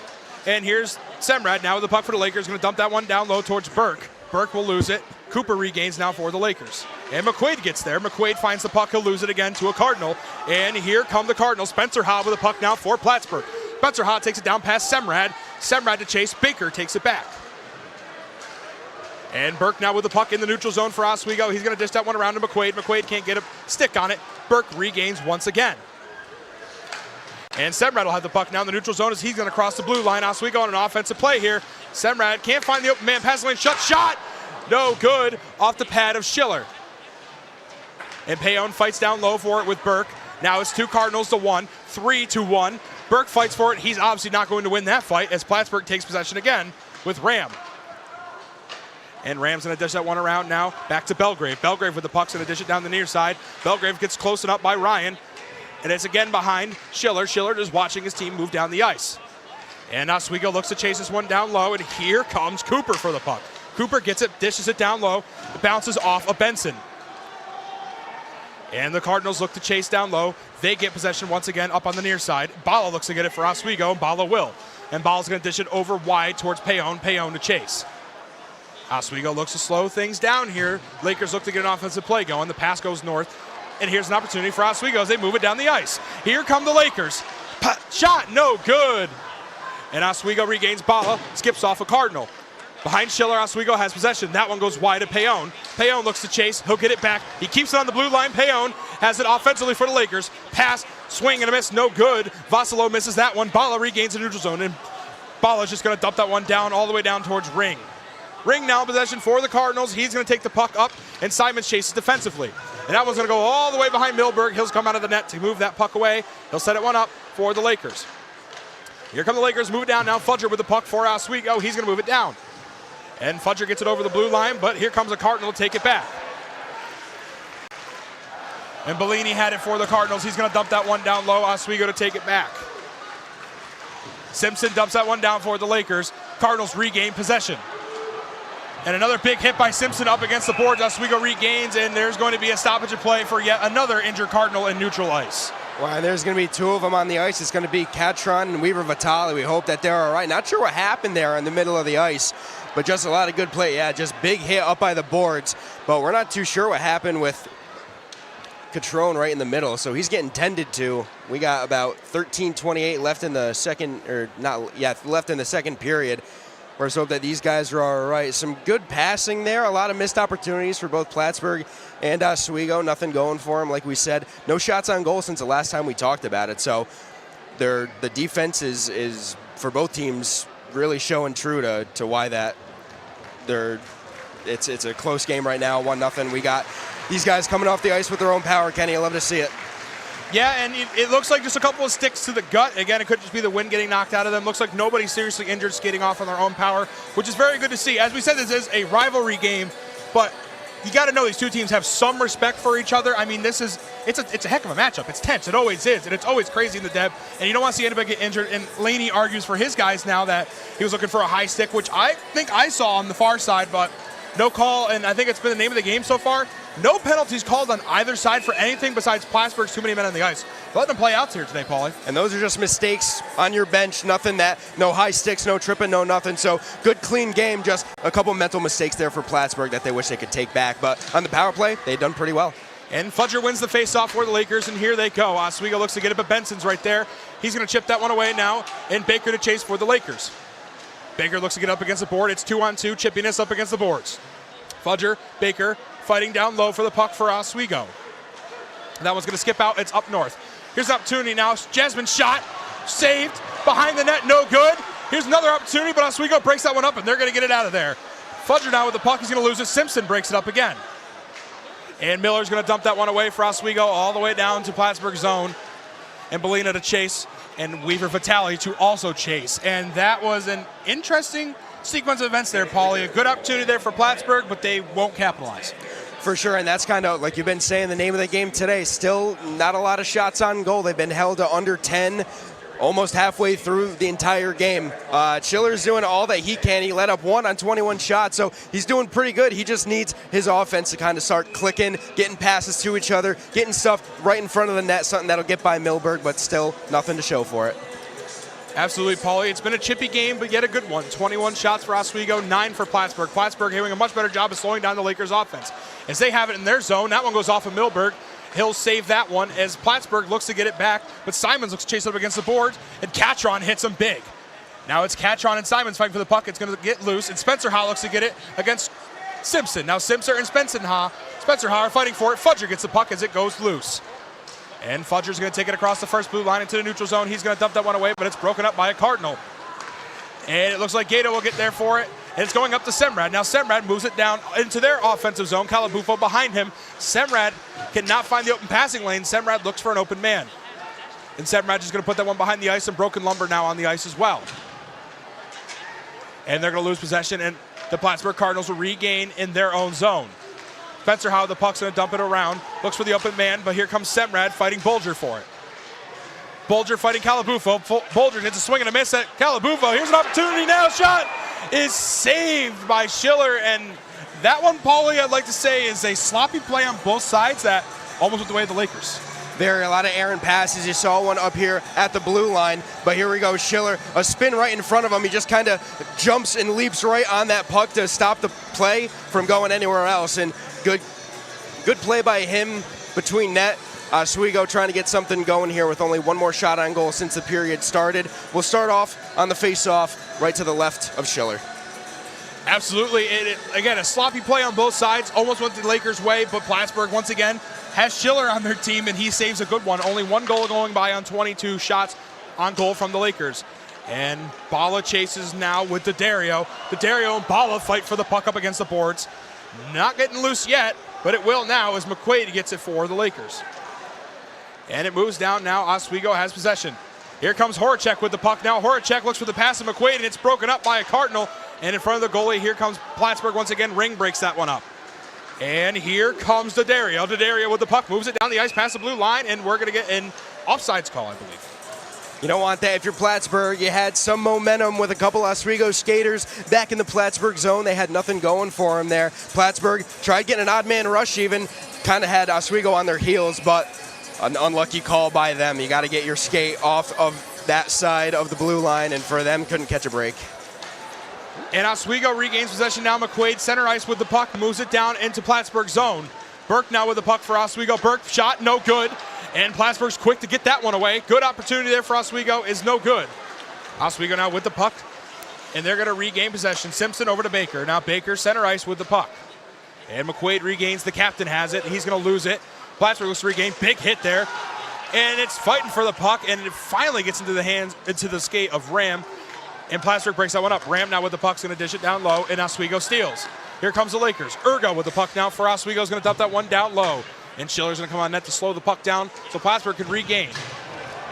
And a big hit once again up against the boards. Plattsburgh looks to gain possession here, and they're not getting much. And they're fighting up against the boards once again. Another big hit up against the boards, and it's getting chippy once again. Now here comes Plattsburgh with an opportunity. It's Miller with the puck now for the Cardinals. And Miller looks to dump that one down low, and he will. It's going to go all the way down towards Semrad and Cohen. Semrad gives possession, and here he comes moving down the ice. Semrad looks for the open man, won't find it, pass, goes behind the net, no good. Cooper gets it now for the Lakers. Good, and that one's stolen away from Cooper, and here comes Jasmine with the puck now for the Cardinals. Shot, saved by Milberg, no good.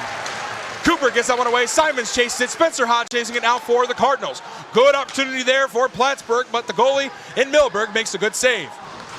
And the Cardinals look to get it back, and here's the opportunity once again by Jasmine playing great offensively. And that one goes behind Milberg and Miller to chase. Miller gets a hit up against the boards. Cooper now with the puck for the Lakers. And Cooper's going to dump that one down towards center ice in Simons. And Simon's stick is stolen by a Cardinal. An interesting play there as Butler now has the puck for the Cardinals. And Portman with the puck now for the Cardinals. He's going to lose an edge, and Calabufo comes for the steal. Here's the opportunity now for Fudger. Fudger moves it down the ice. There's two Cardinals to one Laker. They're not going to get much out of that. Calabufo's right there, and that one goes right to Schiller. Not much of a shot, more of a elated pass, and that one's going to get stopped. Yeah, it was just an unfortunate landing spot for it. I mean, Fudger just wanted to center it up to one of his men. I believe it might have been Calabufo, could have been someone else, but he wanted it just right in the crease and ended up getting right in his skate, right by the post. Had no intention on going anywhere else, and just a little bit of a tie-up. Yeah, it was Calabufo right by the net. Couldn't touch any stick, and just unfortunate pass for Fudger. He didn't want it to go there. Absolutely, Paulie, as now Oswego looks to skate in against Plattsburgh for the faceoff. 9 minutes, 11 seconds left here in the second period. Oswego wins the faceoff. Shot goes towards Schiller, no good. Plattsburgh to regain. Bala looks to fight for Oswego. It's Bala and Calabufo up against the boards. Plattsburgh takes it away. Daddario had it. And Weaver Fatali's going to pass that one around. Looks to find his man in Daddario. Daddario has it up against the boards. And Payon with the puck now for Oswego is going to gift that one away. Calabufo with the puck's going to put that one to the neutral zone. And Plattsburgh to chase. Zacratini with the puck is going to dish it around. Plattsburgh not finding much here. They're going to go in the neutral zone and dip this one down low. Bala to chase for Oswego. And Bala's going to pass the one against the boards, see if who gets it first. Up against the boards once again, it's Oswego now with the puck. Horacek passed that one over.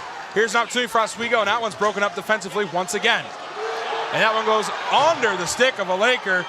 And Simpson now with the puck. The crowd unhappy with the no call down at center ice. Horacek with the puck now for Oswego.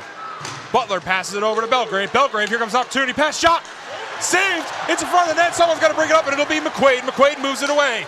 Butler's going to keep that one onside for the Cardinals. And Simpson fighting down low for the puck. It's McQuaid now in front of the puck. He's going to push that one away with his foot. And Oswego looks to regain, and it appears they will. Horacek has the pass over to Burke. Burke takes it through center ice, and here comes McQuaid. But Plattsburgh steals it back. Now here comes Belgrave with the puck. Once again, another good opportunity is broken up by Baker for the Lakers. Oswego regains possession once again. Baker with the puck now for the Lakers. And Baker's going to take it through neutral ice for Oswego. He's going to dump it down low, and it goes behind Schiller. Schiller just watches Ring push that one away.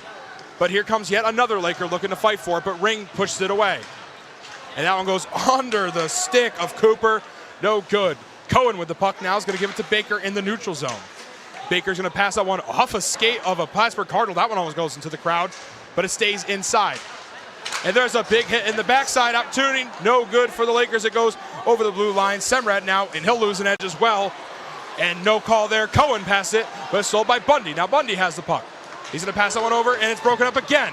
Cooper now gets the puck for the Lakers. And Cooper's going to give this one up to Semrad. Semrad passes it up down to Ergo. Ergo's going to get rid of this one, and they're going to go for a quick line change. And then Schiller takes a hit down low, and there's a big hit up against the boards against the Laker, and it's going to be broken loose. It's gotten bad, and here it goes. The penalties are flying. The gloves are dropping. It's the biggest fight you'll see in D3. You're going to see a big, intense matchup between these two teams. And here comes the Lakers now with a hit. And they're fighting up against the board. Schiller still down for the Cardinals. And a big hit against Schiller leads to a fight. And you saw Simpson get boarded. And here comes plenty of penalties. Ring the bell, Paulie. Ding, ding, ding. Here we go. Now we got a Donnybrook, an actual Donnybrook. It's up against the boards. We had a bunch of people. You see Miller was in the rest of it. You had Schiller, who's on the ground, who got knocked out cold. And then Miller, two Plattsburgh opponents on him. They were just giving him the business, Kenny. And now, like you said, biggest fight we'll ever see in D3 hockey. We'll see if Schiller still has his marbles after that. He put the helmet back on. He's going to be back in net.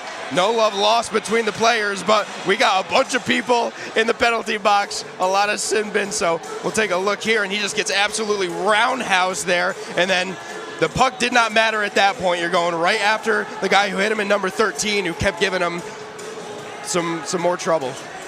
Ah, man, all sweet baby Rays. That was a crazy play there, Paulie. Now we have two Lakers and two Cardinals in the sin bin for the fight, and this is almost what you want to say you love in D3 hockey once in a while. As we said earlier, this is Sports Illustrated, one of the most underrated rivalries in college sports. It's these two teams. And I said earlier, maybe these two teams have respect for each other. I don't know right now. I don't think so. Not right now, but you got to remember that they have a traditional game. It may not mean the most to Plattsburgh, but for Oswego, it means the world, especially at the point in time they're at now. Winless on the season, they want something. As you see the goalie cam, you get a front row seat for it. Schiller's right there, and you see the scrum goes all the way to the boards. Refs are having a little talk about it, but like you were saying, could be a little underrated, but, I mean, right now, it's going pretty well. Absolutely, Paulie, but let's take it down to our sideline reporter, Madeline Cummings, who has more. Stand by. Thanks, guys. So I am here with number 27, Riley Sutherland's mom and sister. And it was a long ways for you, wasn't it? How was your drive? It was good. Not too bad. About 3.5 hours. 3.5 hours. Wow. And all to see him play? Absolutely. Perfect. And I know the Plattsburgh Cardinals are down right now, but how does it feel sitting in the stands? Oh, it's always fun to come to these games. It's such a great rivalry and lots of energy in the building, for sure. Now you're here supporting your brother. Do you go to his games often? What does it feel like to be here? Not very often, but I love going to his games, like especially when he's playing. It's awesome. Nice. And I know this is a huge game for the Oswego Lakers. How does it feel to be a part of something and to be kind of the odd ducks out? Oh, it's still fun. Lots of good energy. Lots of good energy. So thank you guys so much for talking to me. Thank you so much for driving down. Good luck to your son, and now back to you guys. Thank you, Madeline. We appreciate the insight and the interview there, as now we are looking at McQuaid and Laney, who are just waiting for the answer. The two captains are sitting in front of the sin bins and just getting the technicalities out of the way. This has been a quick period so far. 6:39 left to go. Oswego up 1-0, and now we're starting to see the penalties pop up on the board. So far, we're going to see for Oswego, it's going to be Miller in the box, and that's all we see as of now. We will keep you guys updated on who is actually going to be either ejected or minors or major penalties. It's going to be a tricky one to clean up here. Definitely is going to be a tricky one, and there goes Miller. I think he's out of the box. Not sure as if he's out of the game. We'll see where he's going. He's gone. Looks like he's going. Yeah, he's going in the tunnel. I think Miller has an early exit tonight. Yep, and Miller will exit for Oswego. We'll see if anybody has to exit for the Cardinals, as Laney is still chatting it up with the referees. But one thing's for certain, it's still, here goes Butler now, and he's going to be taking a trip down the hallway as Butler leaves the game now early for the Cardinals. So Butler goes away and Miller goes away. Each team loses a player, as McQuaid is still chatting it up with the referee, just getting the technicalities out of the way as Butler can't open the door. It'll get some help from Hearn there. But yeah, it's an interesting play there, Paulie. I mean, there's one thing for certain. It's 6:39 left. Oswego's up 1-0. And you're watching Hockey Night in Oswego on WTOP 10. Where else would you rather be than right here, right now? And another person who just got in the box, Brett Fudger. Brett Fudger, the fudge in the box ready to be served. I get to say it one more time, Kenny, one of my favorites. But we're looking at 2 for Oswego in the box, and then I believe we're seeing one more for Plattsburgh in the box. I believe that's Jasmine, who had all those missed opportunities down at the Oswego end. So big player for Plattsburgh in the box. He was kind of their whole entire offensive presence in that one sequence, but it looks like Plattsburgh are going to have their 5 on, and it's going to be a Plattsburgh power play penalty, and the Oswego's penalty kill will be on with 4 skaters. And it will be a Plattsburgh Cardinals power play.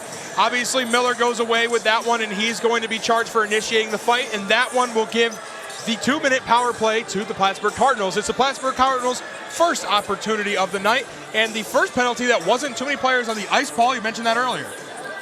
Well, if it's not going to be something as small as too many players on the ice, we just had a full-blown fight in the corner over there, Kenny. So we'll look at Plattsburgh for the first time on the power play. They kind of need it. They're getting outshot by about 14. They want to get that. They want to get this face-off in the Oswego zone. They want something going their way so far, because for right now in the Deb, it's been all Oswego. It absolutely has, and Plattsburgh now has an opportunity to break this thing open on their end and tie this thing up. But Oswego will win the initial face-off. Calabufo to chase for Oswego, and they're going to dump that one away. Good start to the penalty kill, and that one's going to be blown dead for an icing. For an icing on the power play. Oh, wait, yeah, what? Huh. Interesting, Paul. Maybe they're still trying to get their bearings straight for what just happened. I still am, and I'm about 20 feet away from what's going on. So puck's being thrown back down, and looks like the Zebras are having a little meeting in neutral zone. And there will be a conference at center ice once again. A lot of talk in this last 2 or so minutes here, Paulie. A lot of conferencing, a lot of figuring out what the heck is happening. Even I don't know what the heck is happening, but if I have one thing to say, I want to say, watch out for this player for Oswego, Mike Ergo. He's been everywhere and anywhere tonight on the ice. He had a big assist on the Cohen goal.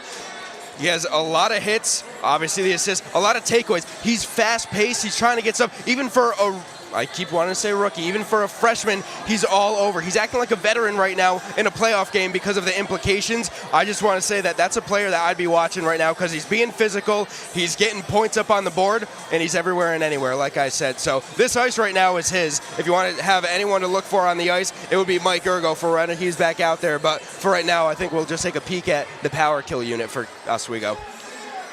And it looks like we're going to be moving towards center ice, and we'll have face-off in the neutral zone. Well, one thing again for certain, Paulie, minute 54 left in the Plattsburgh power play. Oswego on their first penalty kill of the night. And it appears that the Lakers will win the face-off. Gato wins it for them. Calabufo now with the puck, short-handed, and that one's just going to go behind the net. And a good idea to get the heck out of there for Calabufo and get back on defense. And Plattsburgh now with the puck in their own zone. They're going to start the play. Here comes Sacratini. Dario passing it around now for Plattsburgh. There's another big hit. Oswego recovers. Calabufo dumps that one away. And probably not going to get another icing call here, Paulie. They won't call it that time. Schiller now with the puck for the Cardinals. We'll give it to Ring. Can't get much going here so far. Good defensive play from Oswego as Weaver Vitale passes it to Sacratini. Sacratini passes it up now. Weaver Vitale with the puck. Dario has it. Dario passing it up now. No opportunity. Goes behind the blue line. Plattsburgh forced to reset. Weaver Vitale passing it around now. And Dario having it for the Cardinals, but it's back to Weaver Vitale. Dario regains possession, fighting up with Baker. No one can get it. Ring falls on it. McQuaid chases. Baker pushes it over the blue line again. Plattsburgh once again forced to reset. 47 seconds left in the power play for the Cardinals. Ring will get it now for the Cardinals. Has McQuaid lurking in front of him. Plattsburgh slows down. 37 seconds left to go. They get the play moving. Here they come through neutral ice, and here they come on sides. And they're going to lose that one again. They're going to be fighting up against the wall for it. And Butler gets the puck now. He's going to pass that one down low. Plattsburgh's going to move this one up once again, up towards the top of the zone. Portman passing it now. Down low. Shot. Swing and a miss. No good. And Oswego regains. Here comes Horacek. Horacek's going to dump that one away and slow the play down. Now only 10 seconds left on the power play. And there's going to be a hooking call coming the way of the Lakers. That's for almost certain, and they'll pull Schiller off the ice. And the power play will expire, so it'll become 6-on-5 hockey for the Cardinals. Delayed penalty coming the way against the Lakers. Plattsburgh now with it. Here comes Belgrave. Belgrave gets it behind Bala. Belgrave shot. Ooh, moved just away. Plattsburgh now with an opportunity. Here comes Portman with the puck. Portman pass up north. Shot. Wide of Milberg. No good. And Plattsburgh regains possession. Oswego will touch it. And now the penalty will finally be called. But we're going to send it to our sideline reporter and Jason Samsel. Jason, what do you got for us? Well, guys, it is an aggressive match here in the Deborah F. Stanley Arena. Oswego State out shooting Plattsburgh in this one 47-26, and for Plattsburgh, it's never easy being down here in the Deborah F. Stanley Arena. They have to look for heroics from their players, including their veteran leaders, including Jack Secretani, who leads the team in shots, but he has held to only 2 shots in this one. And guys, we're going to be holding on to these stories and looking forward to these stories through the second period and through the third period. Back to you guys up in the press box. Thank you, Jason. Weaver Vitale now with the puck over to Ring. Plattsburgh with the puck now, and a good opportunity for them. And there's a shot saved by Milberg. And once again now, Plattsburgh is on the power play. On the power play right after they were on when it expired as they were getting into even strength, and then there goes Schiller. He got 6-on-5 for just a couple seconds there, but good save by Milberg there. Some tic-tac-toe passing that happened behind the net and then to his right. It was a good thing that he was paying attention like we've been saying all game, so a good save, another great save by Milberg. And Weaver Vitale now with the puck for the Cardinals. It goes up to Ring. Ring, Vitale, shot, save, Milberg. Calabufo's going to dump that one away and chew some clock off. Schiller comes out of ice to grab that one. Minute 31 left in the power play. 3:47 left in the second period. And the Cardinals look to reset down low, look to get a play moving here as they move into the neutral zone. Here comes the Cardinals with Sacratini. Sacratini back to Ring. Ring loses it. He'll get it back over the neutral zone. Here comes Ring. Oh, big shot opportunity. Doesn't get that one there. And now it looks like Dario with the puck, and it's just going to go wide again. Ring will once again gain possession for the Cardinals. Ring's going to dish it back to Weaver Vitale. Vitale to Ring. Ring can't find the open man. Oswego playing good defense so far, and here's Ring again with the puck for the Cardinals. Ring's going to go back to Vitale, Weaver Vitale. Ring now with the puck for the Cardinals. Ring looks for an opportunity. He's going to take it in himself, but it's going to go back to Weaver Vitale. Bala has no stick, and that goes off of Milberg's glove. Nice save there for the Lakers. Plattsburgh resets. 41 seconds left in the power play. Weaver Vitale, that one stays on sides. They will keep possession here. And Ram loses that one behind the blue line. And Plattsburgh forced to reset. Weaver Vitale with the puck in the neutral zone. They're all on sides. Here comes another opportunity, 25 seconds left. Weaver Vitale dishes it back now. Looking for the open man. Here comes the opportunity back now to Bulger. Pass to the left side. Opportunity for Weaver Vitale, goes off his skate. Oswego misses and they get it back, and here comes Simpson, who's going to dump that one away. And there's only going to be 8 seconds left in the power play. They're going to have to move quickly here. Here come the Cardinals. Laney with the puck now for the Cardinals. Shot! No good, goes wide. Oswego gets it back. Here comes Burke, and now they're back to even strength. Oswego with the opportunity. Here comes Horacek. Horacek shoot, no good. Schiller save. Oswego fights up against the boards for the puck. 2 minutes and 5 seconds left in the second period. Oswego looks to get it. They're going to have it in the neutral zone. It goes to Baker. Baker now with the puck for Oswego. That one's going to be broken up. It stays. Horacek chases. Bulger fights with him, and he'll get the puck back. Bulger dishes it over to Poorman. And that one's going to go into the hands of Horacek once again. And that's a weird play there. No call against the Cardinals. They're going to let him play. Here comes Belgrave. And Payon has it now for the Lakers. A couple of no calls going both ways. And Calabufo chases through the neutral zone. That one's going to go back towards Bala. And Bala chases in the Oswego zone. It goes to Payon. Payon dishes it down to Gato. And Gato can't keep possession. He'll fight up against the boards for it with Calabufo as well. And Plattsburgh regains now into the neutral zone. That one goes ahead of Bandy. And it goes to past Bala. No good. Belina to regain. And Gato just lurks in front of him. That one's going to go down behind the net. Bala has it, and he's going to fight up against the boards once again for it. It's loose. No one knows where it is. Shot opportunity goes off the skin of a Cardinal. Missed opportunity there. Ring regains. 55 seconds left in the second period. And here come the Cardinals now. Shot, saved, pass Bala, goes off the stick of a Cardinal. And McQuaid will regain once again. And the Oswego State Lakers look to move it down the ice quickly here with Payon. Payon pass to Horacek. Horacek dishes it back to Burke. Burke shot, goes off of a Cardinal. No good. Oswego still with possession. 35 seconds left to go. And it's just a fight up against the boards. Who's going to get it first? Horacek pokes it loose. And it looks like Weaver Vitale's going to get it back for the Cardinals. And it moves down the ice now. Simons to chase with Cooper, and that will be an icing call. 19.9 seconds left to go. Paulie, one big difference I've seen here in this second period is that Oswego's not getting that many shots, but Plattsburgh playing a much better second period. Definitely playing a much better second period. They're finally getting shots on goal. They have a bunch of opportunities in the Oswego zone, and nothing's going for them, Kenny. I've said it this entire game for both teams. The Lakers have just gotten lucky on one shot, and it was a pretty good one at that. But Plattsburgh trying to get their way back in this through shots, but that's not going to matter. You need goals here. And Plattsburgh will take the face-off, and here comes D'Addario. D'Addario with the puck, time winding down, fighting with Semrad. Ring shot, blocks, shot, blocked by a defenseman, no good. Cooper gets it, swings and misses again. They're fighting for the puck. 3 seconds remain. And this looks like it'll take us to the end of the period as the clock expires. And Paulie, I mean, man, what a period. What a period. I mean, you can't really say it any better than that. What an absolutely crazy period. We had a big fight that kind of set the tone, and from there, Oswego sort of slowed down. Plattsburgh finally trying to get some offensive zone time. That's what they've been doing. But like I said previously, a lot of block shots, a lot of tip shots, a lot of shots that they just could not get their stick on. They goes into the neutral zone. They just can't get anything going. And then for the Lakers, slow down. Only 5 shots this entire period after shooting 20 in the first. So they've slowed down, and it's been imminent. I mean, they really had nothing going for them in the second period, but they might have used up all their shots in the first. Who knows? Absolutely, Paulie. A much slower second period there for the Oswego State Lakers, but a much improved period there for the Plattsburgh Cardinals. We saw some chippiness. We saw some aggressiveness, which I'm sure you guys are going to hear from in our second intermission report. But that's it for the Steely Press Box for the second period of Whiteout 2024. Stick around after the break for our second intermission report, and then inevitably comes the third and final period of Whiteout 2024. You're watching Hockey Night in Oswego right here on WTOP 10.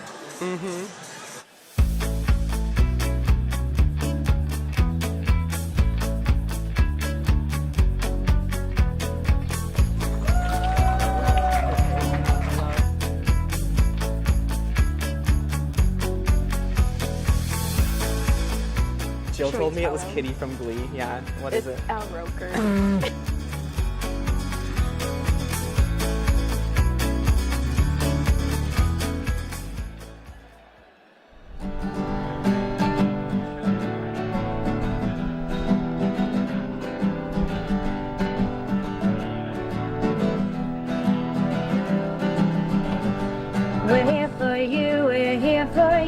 This is your channel 2. With sports and news and what to do, we're here for you. It's your TV, you're watching WTLP. Your TV, thanks for watching WTLP.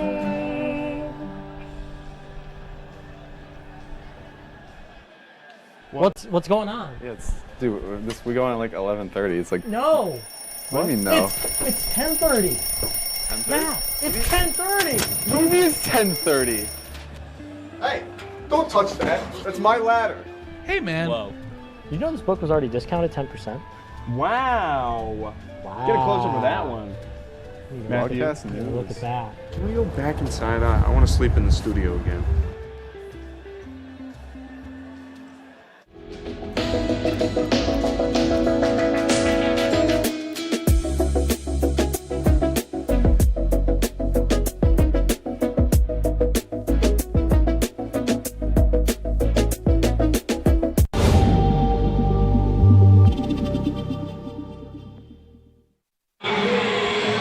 Welcome back into the Deborah F. Stanley Ice Arena. Pucks are being chucked behind us. And guys, if we had to use one word to describe that second period, what would we say? Violent. Aggressive. A grind. Wow. That's mine. I mean, we're gonna kick things off talking about the defensive battle because neither team found the back of the net in that period, and it was some really solid defense. It's chaotic out here on the ice behind us. I'm not sure what's going on, but it is loud in the Deb right now. But like I said, a really solid defensive battle there. Yeah, I mean, both teams are, I don't know if it's more just physicality instead of offense. They're just trying to level each other, it seems like. But on the defensive side, both teams are playing well, really limiting offensive possessions on both sides. And we see Milberg with 16 saves, Schiller with 25, brick walls in there for both sides. Schiller has that one goal out in the first period. But other than that, great defense. Going off of what you said about Milberg, 9 shots on goal by Plattsburgh and 1/4 of what Oswego had. They only got 5 shots this time versus their 20 last period. So definitely picked it up for Plattsburgh's terms on making sure there was no shots and making sure they didn't have possession of the puck this period. Yeah, it was most definitely a defensive battle that period for sure, but it was offensively controlled by Oswego. Oswego had plenty of opportunities. They had plenty of time controlling possession. They had plenty of time with the puck on their stick. They're just wearing down Plattsburgh at this point. And Carter, I'm going to keep it down there with you. How about that rumble we saw there in the second period? I mean, will say, so 2 things. First off, my player to watch, Justin Ryan, getting in there, stirring it up. I knew he'd do something today. I talked to him before the game. I said he had to live up to my expectations. And I would say so far he has. We had a beautiful front row seat to that, but it wasn't until the replay we learned that there might be some gamesmanship between the goalie. Lost the name. Schiller. Yes, we saw a little foot get sticked out, and he might have sold the contact a bit. But regardless, that was quite the battle to watch. 2 players, one from each team, end up getting ejected from the game, with Plattsburgh going on the power play due to a Justin Ryan penalty. Luckily, Plattsburgh was not able to capitalize on that. Oswego killed the penalty, and it stays 1-0 here, even after that big scrum. Super aggressive. They're acting like it's the WWE out there. John Cena throwing punches on the ice. There was a total pileup behind the goalie. Once the goalie fell, they all got on each other, just fighting each other, throwing punches, getting a few of them kicked out and everything. Yeah, I mean, respect to both teams. Obviously, Plattsburgh, you see your goalie get taken out, you got to defend him. He got taken out pretty hard, too. He took a nasty fall. And then, obviously, we had Brandon Butler coming in, taking out Justin Ryan, your friend. Poor Justin, he got pretty much leveled out by 2 different Plattsburgh players. And then Nicholas Miller coming in like the final boss, defending his teammate to the end and unfortunately getting ejected. You know, I will say that's a great thing to see. Yeah. Your young guy, possibly, he could make something with this team. He gets taken down pretty heavily behind the play. There was no hesitation between the Oswego players to jump right in there and mix it up with them. I love to see that. Absolutely, and that just goes to show the companionship that these guys have already built with each other only a few weeks into the season. Most of these guys being freshmen, and let's talk about the penalties. Obviously, a few were given out there, some offsetting, some led to power plays, but there were a lot of penalties in this second period. and neither team has been able to capitalize at all on the power play, Lucas. Yeah, I mean, both teams are currently 0 for 2 on power plays. And Carter, you talked about it. Oswego, definitely a lot of issues capitalizing on those power plays. They need to find a system that works for them on these power plays, because as you get later in the season, it is crucial that you capitalize on at least some of them. There are just so many opportunities for them to be able to score, which were taken by both teams. Like, at one point, the net was completely open.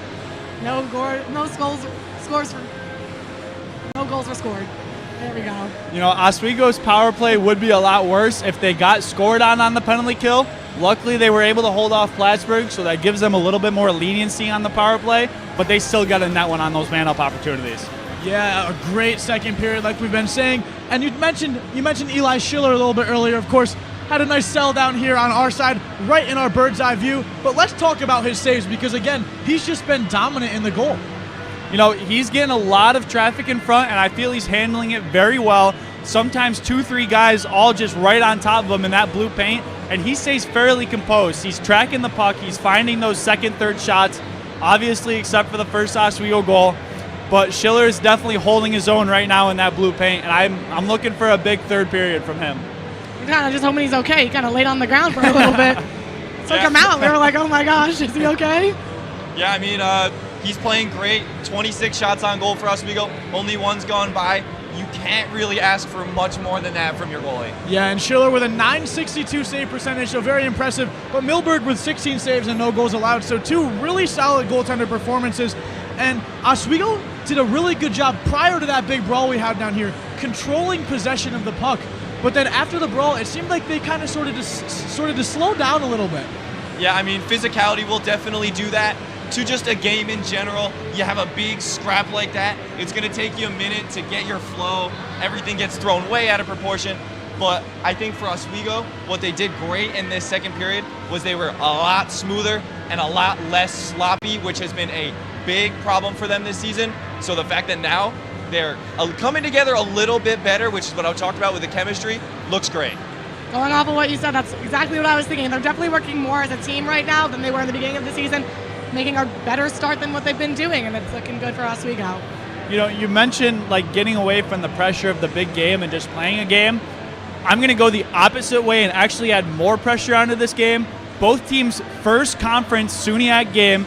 Not only that, SUNYAC in general getting started tonight with 4 other SUNYAC games going on right now. I feel that this is a big way for both teams to start their conference campaign against the rest of the SUNYAC, improving their spot as first, second, third, getting into those playoffs and showing the rest of the league what they have to do. Yeah, Carter, and arguably here the two front runners for that 1 seed in the SUNYAC conference this year. So obviously this game has a really big importance for the rest of the season for both teams. It definitely does, but I think it has more of an importance of right now, because right after this, Oswego goes on a run of 3 consecutive SUNYAC games. Same with Plattsburgh. This isn't just a first SUNYAC game of the season. This is the first of many back-to-back-to-back that are all very key to win if they want to do well in that SUNYAC conference playoff. Yeah, I have to agree. Especially, I think tomorrow they're against Potsdam for Whiteout weekend. Big players, especially as a new team, they have to prove themselves to be the Oswego standard of how Oswego has been in the past years. They all have to work together and really prove that they deserve a spot in SUNYACs. Yeah, I love the emphasis you put on the importance of this game. It's just momentum. You get this first SUNYAC win, and you see all these other teams that, like you said, they're all starting tonight. You pick up that first conference win, it's gotta feel good, and it's a great way to start. Sends a message. Well, Chloe, I'm going to throw this one to you. What do you think Coach Moffitt and Coach Gosick are telling their guys in the locker room going into this third period? I think they're telling them to kind of push it a little harder, be a little more aggressive. They had significantly less shots than they did last period, and that's why they got that goal. They got that goal by being super aggressive at the net, which you didn't see as much this period. So I think that's what he's telling his players, is just to really pick up the offense and really push to get another goal. You know, I think Moffitt is saying keep pushing. They have Oswego on the ropes. They're playing them hard. They're only down by 1. They're having opportunities. They're just struggling to win those one-on-one battles and get the puck possession. If you're Coach Gosick, you're saying don't change a thing. Don't give in to the pressure of the physicality. Keep on making them mad. Keep on getting under their skin. you're going to score more goals this period if you keep on doing that. And I mean, you see all the guys down on the ice. You know they love this physicality. Oh, yeah. This is what they live for. So, Lucas, do you think it's going to slow down, or do you think it's going to keep picking up into the God, third? No, it's whiteout. This is Oswego Plattsburgh. Nothing gets faster and more aggressive than this. I really think that this third period is going to be make or break, especially for Plattsburgh, but Oswego just keep getting them mad. They seem a little bit flustered out there, and I'd like to see what Moffitt does to get his team level-headed again. This is their period to really prove themselves right now. This is their last chance to be able to get a goal and to beat Oswego. For Plattsburgh, it's their time to really push through and actually get the goals, which they've been doing for the past couple of games. Yeah, and do you guys think we're going to get another overtime game between the Cardinals and the Lakers? Or do you think the Lakers are going to walk away with this one in the lead? I don't even want to say that word right now, okay? It's too late. I already did. I love whiteout as much as the next guy. I got an early morning tomorrow. I love free hockey. I don't want free hockey. I would love to see Oswego take this, hopefully 4-3, like I was not able to predict before. No one's predictions are looking too good right now. Hey, we got 20 minutes of play left. Well, guys, that's going to do it for our second period intermission show. As Sweet Caroline starts playing behind me, we're going to turn around and enjoy this. But when we come back, it's time to play the game. So we're going to send it to break, and we'll see you after the third. Bye-bye. La la la la. Free. La la la la la la. La la la la. Freeze.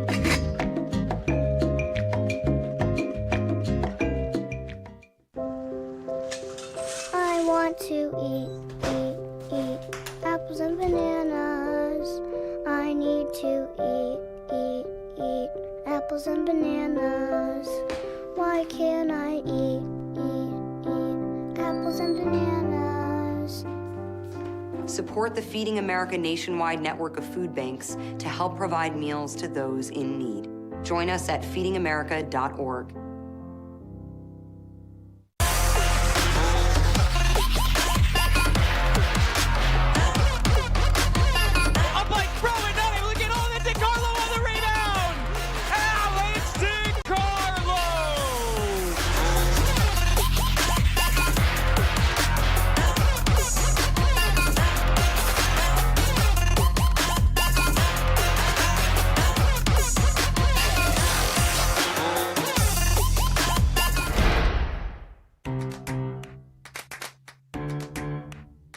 We'll deep dive into our feelings in our Real Talk segment. Stay tuned because it's about to get real.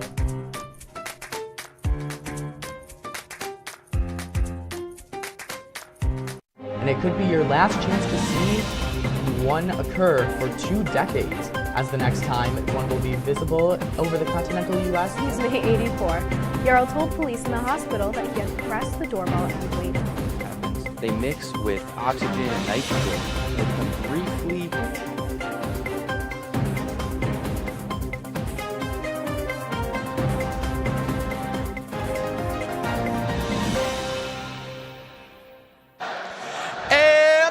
Welcome back up into the Steve Levy press box for the third and final period of Whiteout 2024. I am your play-by-play commentator, Kenny Gerard, coincided by the wonderful, amazing, talented, I'm missing a P word, but Paulie will be the word I choose. And Paulie, it's about that time again. There are 3 guarantees in this life. It's death, it's taxes, and it is Metallica welcoming the Lakers back onto the ice for the third and final period of hockey here in the Deborah F. Stanley Ice Arena. And Paulie, it's been electric so far in the Deb. How are we feeling? Oswego's up 1-0 Plattsburgh. They got to put their foot on the pedal while Oswego. They can just kill time, but I'm sure they want some more padding.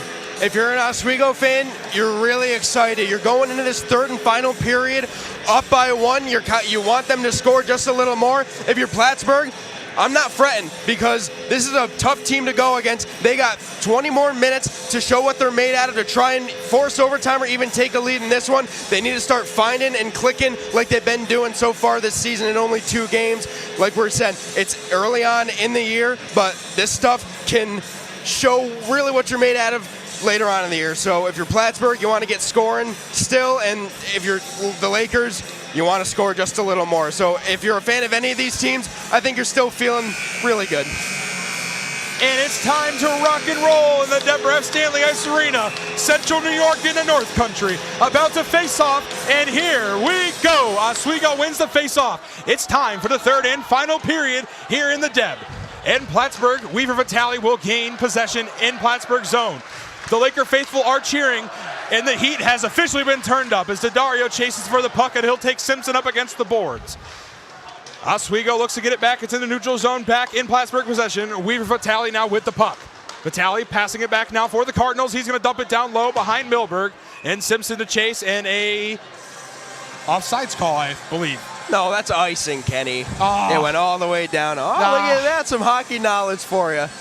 Hey, man, I'm really good at, seeing something and talking about it, and that's why you're the color analyst. I see everything. You're more on the players. I'm more on those little technical aspects. So we'll give you that one. It's been a long night. It's been a long night, but it's been a great game so far, Paulie. It's 29 seconds have expired in this third period, and McQuaid will win the faceoff for the late. Nope, it goes to Plattsburgh, and they're going to dump that one down to the neutral zone. Payon has it. It goes to Laney. Laney now fighting with Burke for the puck, and Horacek loses an edge. Daddario now with the puck, chasing with Bala. But here comes Burke now for the puck. And Horacek fights up against the boards for it. He's going to dump that one down towards McQuaid into center ice. McQuaid now takes it down past the red line. McQuaid with possession for the Lakers. Pass. Horacek shot just wide. Schiller was not home. That was a good opportunity. Payon shot. Burke shot. He scored! Horacek with the goal for the Lakers.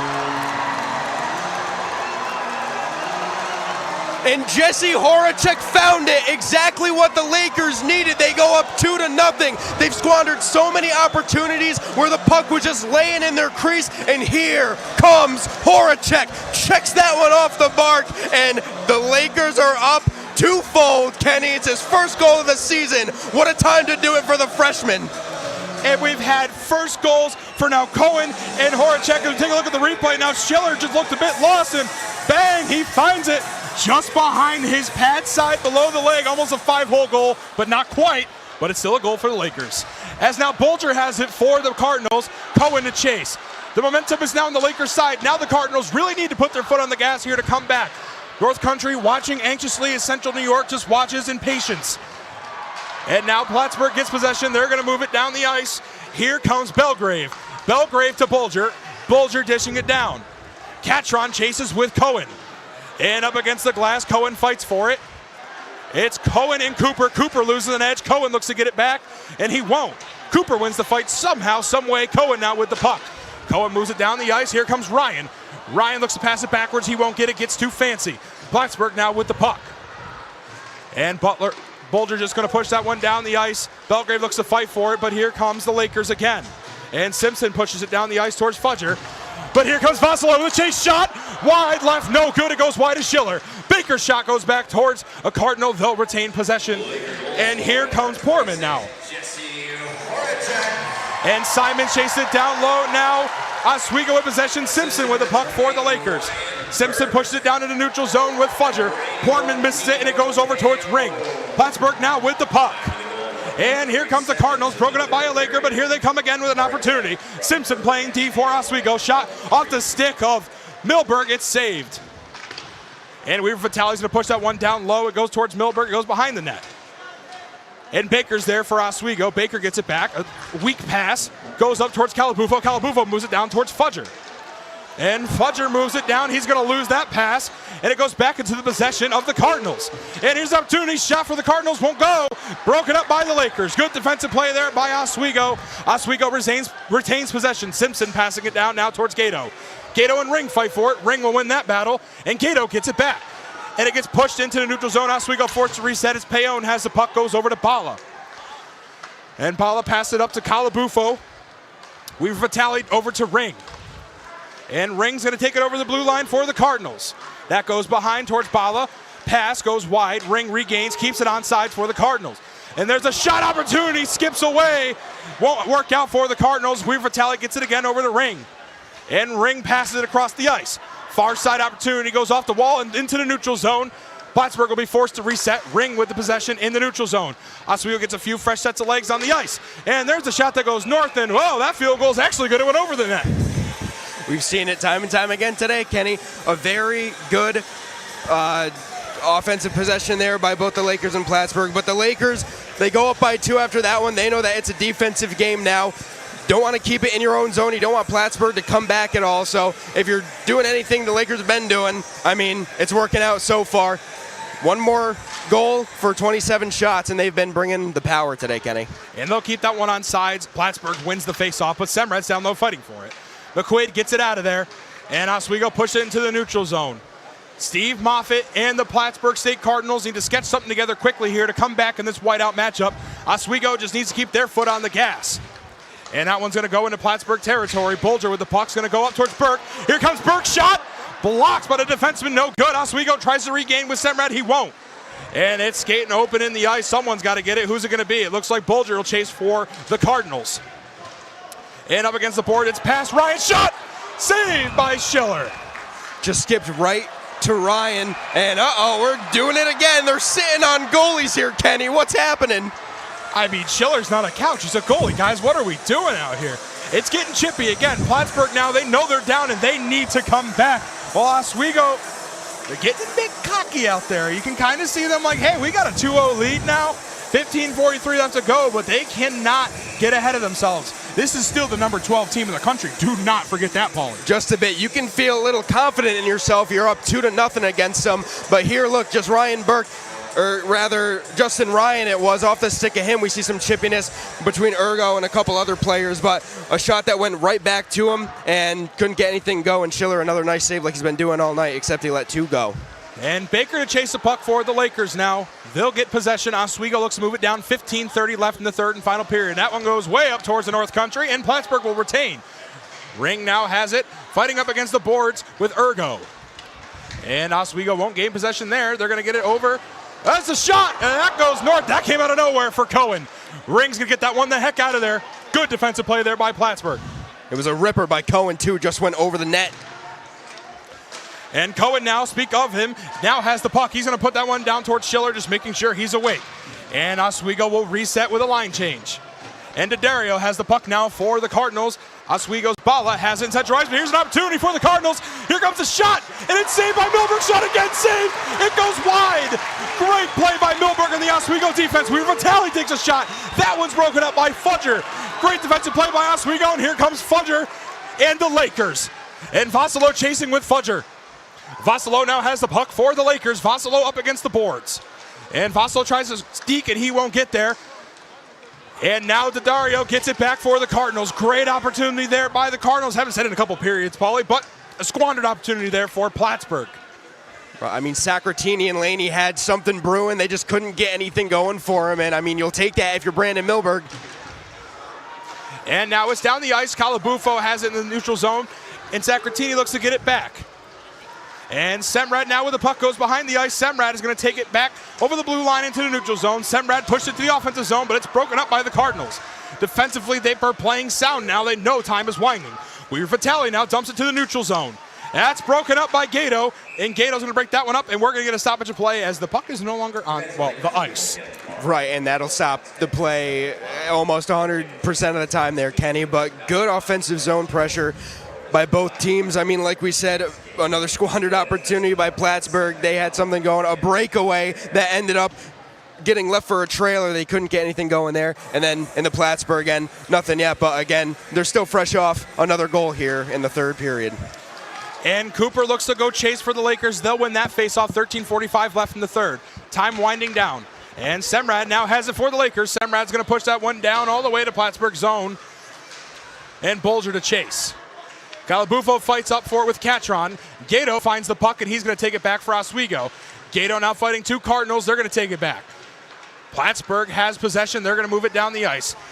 Here comes Ram. Ram's going to put that one over the head of Cooper, and that one's going to go all the way down for Catron, who dumps it around towards Gato and Ring. And Oswego looks to regain possession as here comes Grenier, but Grenier's going to lose that one too. Schiller slows the play down for the Cardinals. 13:09 left to go for Plattsburgh. And here comes Ring now with the puck. He's going to get over the blue line. They lose possession. Oswego breaks it up again. Baker passing it around now for the Lakers. Here comes Simpson. Simpson goes up to Horacek. Horacek with the puck. Horacek has a shot, and that one's saved by Schiller. A bit of a weak shot, but again, just checking up on Schiller, saying, hey, you all right, buddy?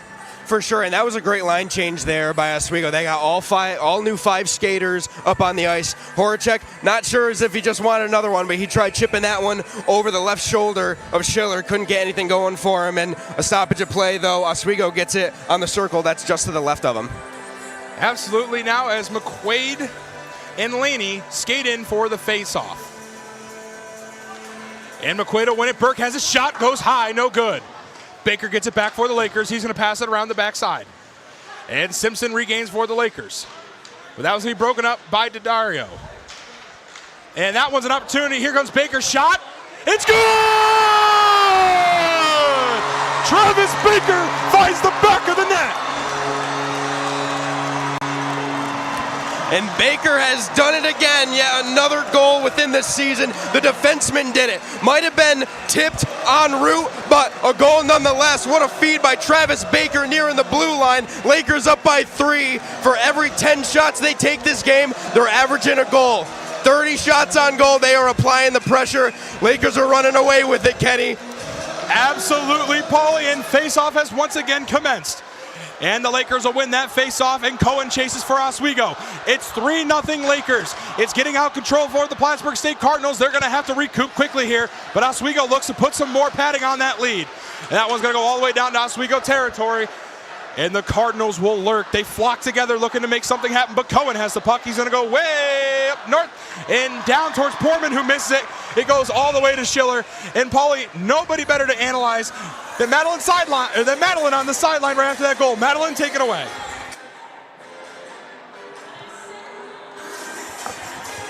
We apologize for some technical errors there as our sideline mic didn't work, but we're back up in the press box. It is 3-0 Oswego State. Lakers 30 shots compared to Plattsburgh's 19. 12 minutes and 10 seconds remain in this third and final period. You are watching Whiteout 2024 Hockey Night in Oswego. I am Kenny Gerard, coincided by the wonderful Paul Beatty. There was no other adjective to use there, Kenny, but Lakers a very good play right there. Absolutely, Paulie, as we're now going to send it down to our sideline reporter, Madeline Cummings with more. Madeline, take it away. Thanks, guys. With Oswego being at a 3-goal lead, with the latest goal being scored by Travis Baker, I just wanted to take a step back from the action and look at the historic matchup that is SUNY Oswego versus SUNY Plattsburgh. Today's game marks the 141st time that these two teams have gone head-to-head, with 49 Laker wins, 82 Cardinal wins, and 9 ties overall. The two teams have been going head-to-head for nearly half of a decade. The Cardinals took home the win the last time they played last February with a slim margin of victory, 3-2. Before that, the Lakers took home the 2 previous wins. But that's all for me for now. Kenny, Paulie, back to you guys. Thank you, Madeline. As the Lakers, again, we've been talking about, it's 3-0 Oswego having a strong lead. Ed Gosick knows he can sit comfortably. Now, Paulie, before we find face-off here, I'll ask you quickly, if you're Steve Moff, the head coach of the Cardinals, what are you thinking? You got to get down there fast. You got to try and score. There's nothing's been going Plattsburgh's way, really. No bounces, no nothing. Passes are coming off of sticks. They need to kind of rally their troops here, say, hey, go down, try and get Milberg sleeping or something. Try to get some sort of momentum here, Kenny. And Fudger wins the faceoff for the Lakers. Simons chases now with Weaver Vitale. And Belgrave chases. He'll get it back for the Cardinals. Fighting up against the boards for it. Simons there. He'll take it back. He's going to dump the one away as Simons gets lit up against the boards. And Schiller's going to get rid of that one. Sutherland gets hit up against the boards. A lot of big hits in. They're making sure that Schiller's awake, and he is. Fudger chases for the Lakers. Fudger up against the board. He's going to drop a Cardinal. It's getting chippy. Fudger loses the glove. He'll get it back. Here come the Cardinals flying down the ice with Bellini. Bellini passing it over now to Belgrave. Shot opportunity goes wide. No good. Shooting lane shut down by the Lakers. And Oswego fights for it up against the boards. They're going to get it back. And Payon loses a stick. He won't be able to get there, but here comes Vassalo. Vassalo shot north. No good. And Urgo passes that one around now. Plattsburgh to regain possession, down low. And Bellini loses it there. And here's an opportunity now. Goes far back to Semrad. Semrad shot, saves Schiller. Here's another opportunity for the Lakers. They're going to take this one up and slow the play down. Past Calabufo, shot broken up. Good stop there by Belgrave. And Oswego looks to regain themselves here as it's going to get passed up to Cohen. Cohen shot, Wide right, no good, over to Semrad. Semrad shots blocked.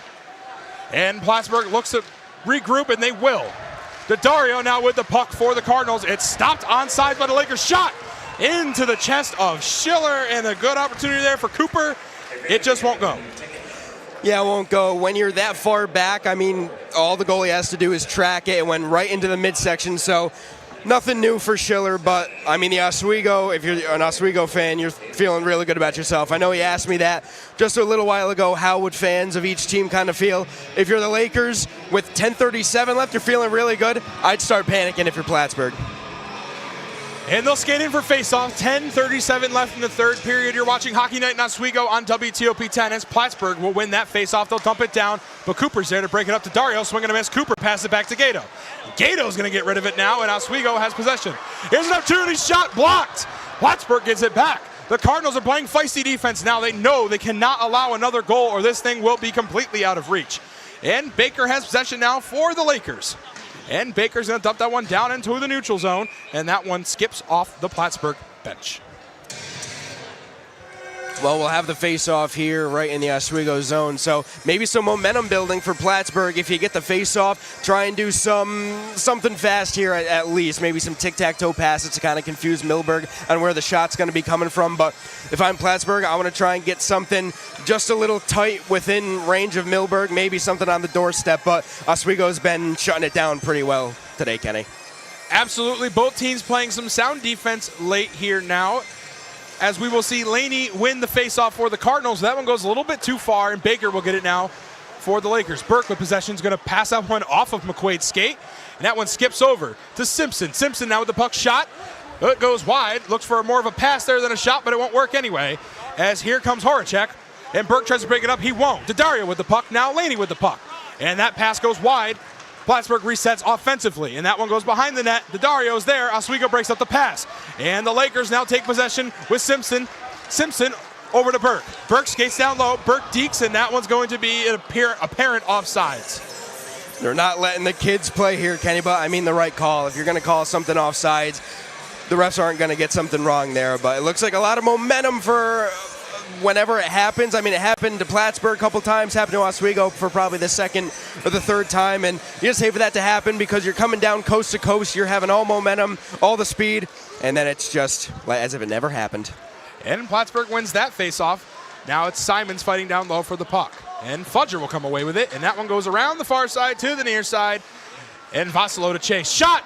Saved by Schiller straight into the glove, and that's strike two. I was going to say that was an absolute strike by Payon, and it caught the top left-hand corner.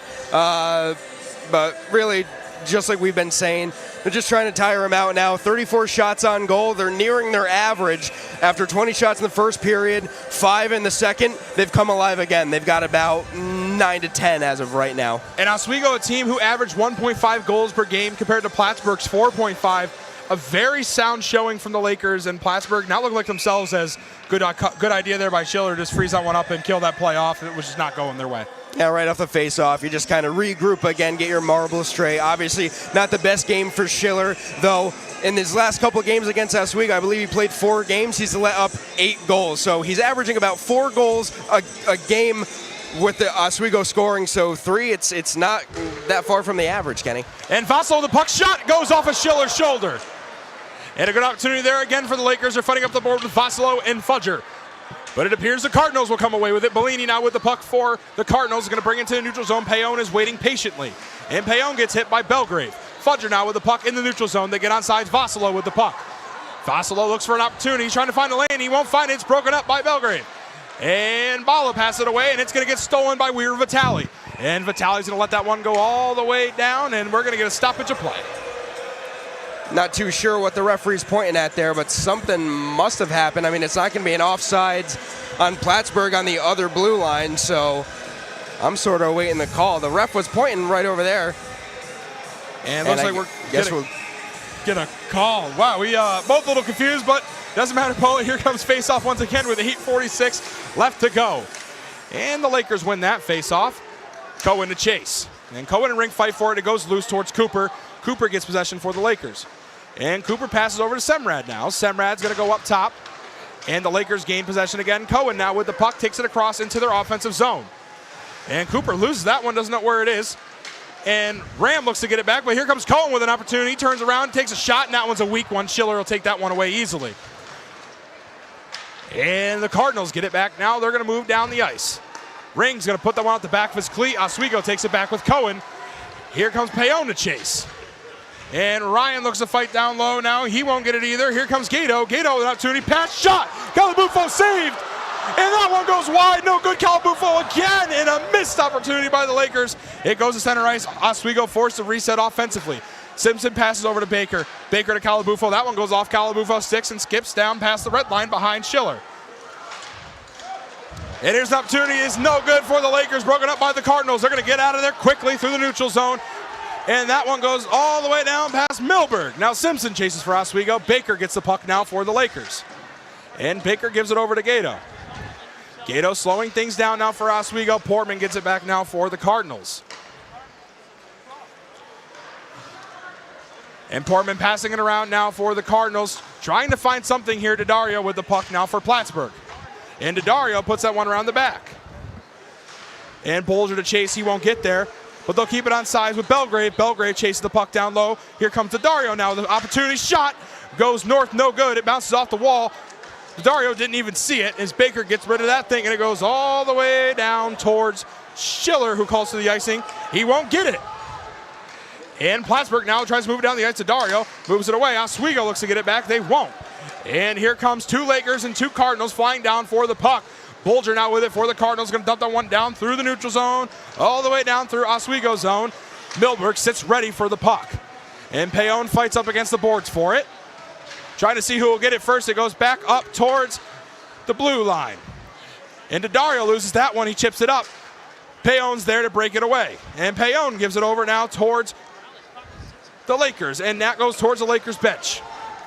And Weaver Vitale now with the puck for it, being chased by McQuaid. That one's going to go up to Stephen Ha, and it goes over now towards the Lakers. It's everywhere, and here comes Fudger now in the neutral zone. And Weaver Vitale with the puck's going to slow things down again for them.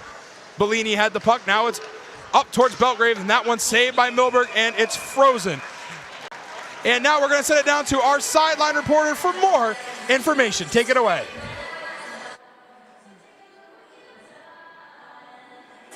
And we apologize again for some technical errors, as we're going to get a penalty against the Oswego State Lakers. That one going against appears to be Cam Simons for slashing. They definitely don't want that, and especially now because Plattsburgh can get some momentum here on the power play. If you're the Lakers, I mean, you've killed one off earlier on today, so maybe you can do it again, but you don't want Plattsburgh to get something started with just under 6 minutes left to go in the third period.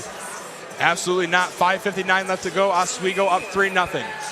And it's time for a Plattsburgh power play. And if you guys take a look down to the right, there is no Schiller on the ice. It's a 6-on-4 advantage for the Cardinals. And I was about to say, when are they going to pull Schiller? But they answered my question. The power play. It's a good opportunity now for the Cardinals. Here they go. Two-man advantage. Portman with the puck now for the Cardinals. Portman looks down low for an open man. It's up top now for Bolger. Laney with the puck. Laney loses the puck. It goes over towards Bolger. Laney, pass, down low, it's missed by Jasmine. Oswego's trying to get it out of there, and they will! It goes through the neutral zone all the way down. Bolger will chase for the Cardinals. 1:36 left in the two-man advantage now, with Schiller being pulled from the game. And the Cardinals now with possession look to move it quickly here with Laney. Laney dishing it over now to Bolger. And Bolger, and there's a trip, and that one may not be a penalty, just going to be an offsides there. Oh no, it will be a penalty. I mean, it looked like the Plattsburgh players ran into each other. I believe it might have been offsides, but now with that being an offsides on them, it should be going back to the right side to the empty net, in which you don't want that. No, it's actually going to be a neutral zone. There's still going to be 6-on-4 here. So you don't want Oswego to get the puck here because you're in some bad trouble. Here goes Schiller right back to the net. Yeah, good call there by Steve Moffat to put Schiller back in there. Just too risky to give Oswego the 4-0 lead. 1:24 left in the power play. The net is no longer empty. Ring gets it. Schiller is waiting anxiously, and there he goes. And Schiller is skating off the ice, and he goes off. Here comes the six-man now for the Cardinals. It's 6-on-4, two-man advantage. 1:13 left, 5:10 left in the game. And Plattsburgh with possession looks to get a score here. Here's an opportunity, goes behind the net. Tries to find the open man, he won't find it, but here's Daddario with the puck. Daddario passing it down low. Daddario loses it, Ring has it up top. Ring, pass, shot, no good from Weaver Vitale. Here's Daddario now with the puck, near side. Daddario looks to go behind the net, and he will. Daddario finds the open man. Pass, shot, save Milberg. Ring chases for the Cardinals. Power play winding down, 44 seconds left to go. And they'll fight up against the boards for it. Bala now fights for it for Oswego. Bala having a valiant effort. And here comes 3-on-3 fighting for it now. And now Plattsburgh and Oswego fight for it. Pass over to Ring. Ring pass. Looks to find the open man. Scaratini passes, shot. No good, wide. Milberg waits for it. Here's another opportunity. Oswego has got to get rid of it. It goes in. The Cardinals are on the board. And it was Belina who got it in. I mean, we were talking about bringing the goalie out. It's a bold strategy, but it prevails. It gets them on the board. Milberg, no more shutout. Plattsburgh finally gets one on. It's 3-1, 4:16 left. Kenny, anything can happen. There's a lot of game left. And before face-off, let's send it down to sideline reporter Jason Samsel for more. Jason, take it away. Well, guys, we just saw Plattsburgh responding in a big way, but for Plattsburgh defensively, they have struggled. For Plattsburgh, they have now given up 3 goals in 3 straight games dating back to last season. And for the Lakers, they've had success when scoring 3 goals against the Cardinals. The last time Oswego lost to Plattsburgh in scoring 3 goals, you have to go all the way back to 21 games back to 2016 when the Lakers fell 3-4. Back to you guys at the booth. Thanks, Jason, as Baker gets it now for the Lakers. And we'll see Schiller on the ice. It's 5-on-5 hockey.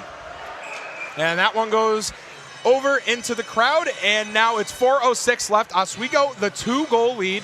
They're up 3-1, and this is about what you would expect this late in the game, Paulie.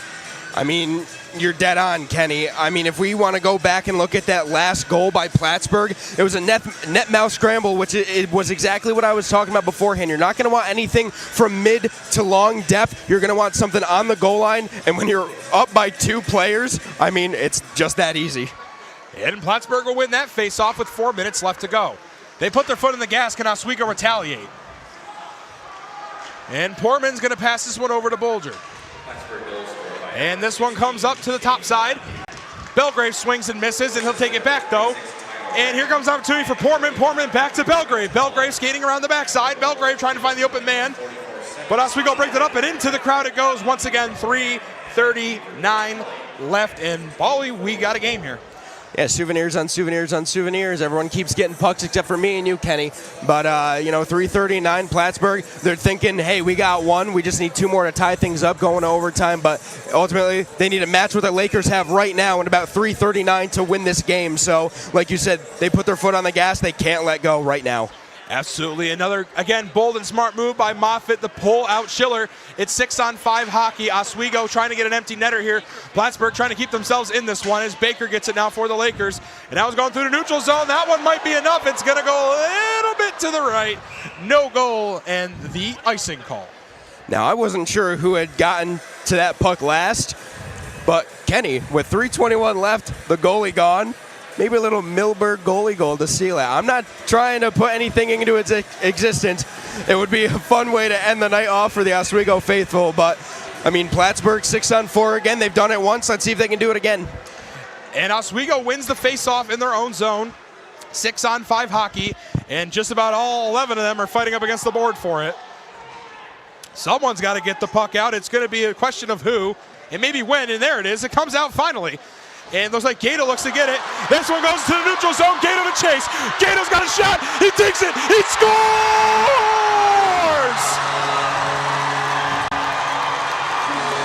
And Gato buries the empty net goal that will most likely seal this whiteout win for the Lakers. He brings it all the way down the near side and then boop, backhand right into the top of the net. And for Gato, that's all she wrote on the 38th shot. There goes the 4th goal for the Lakers. What a way to do it. His first goal of the season for the junior, and what a way to cap off a great whiteout game, but there's still 3 minutes left here, Kenny. Absolutely, Paulie. That is now the third Oswego State Laker to get their first goal of the season.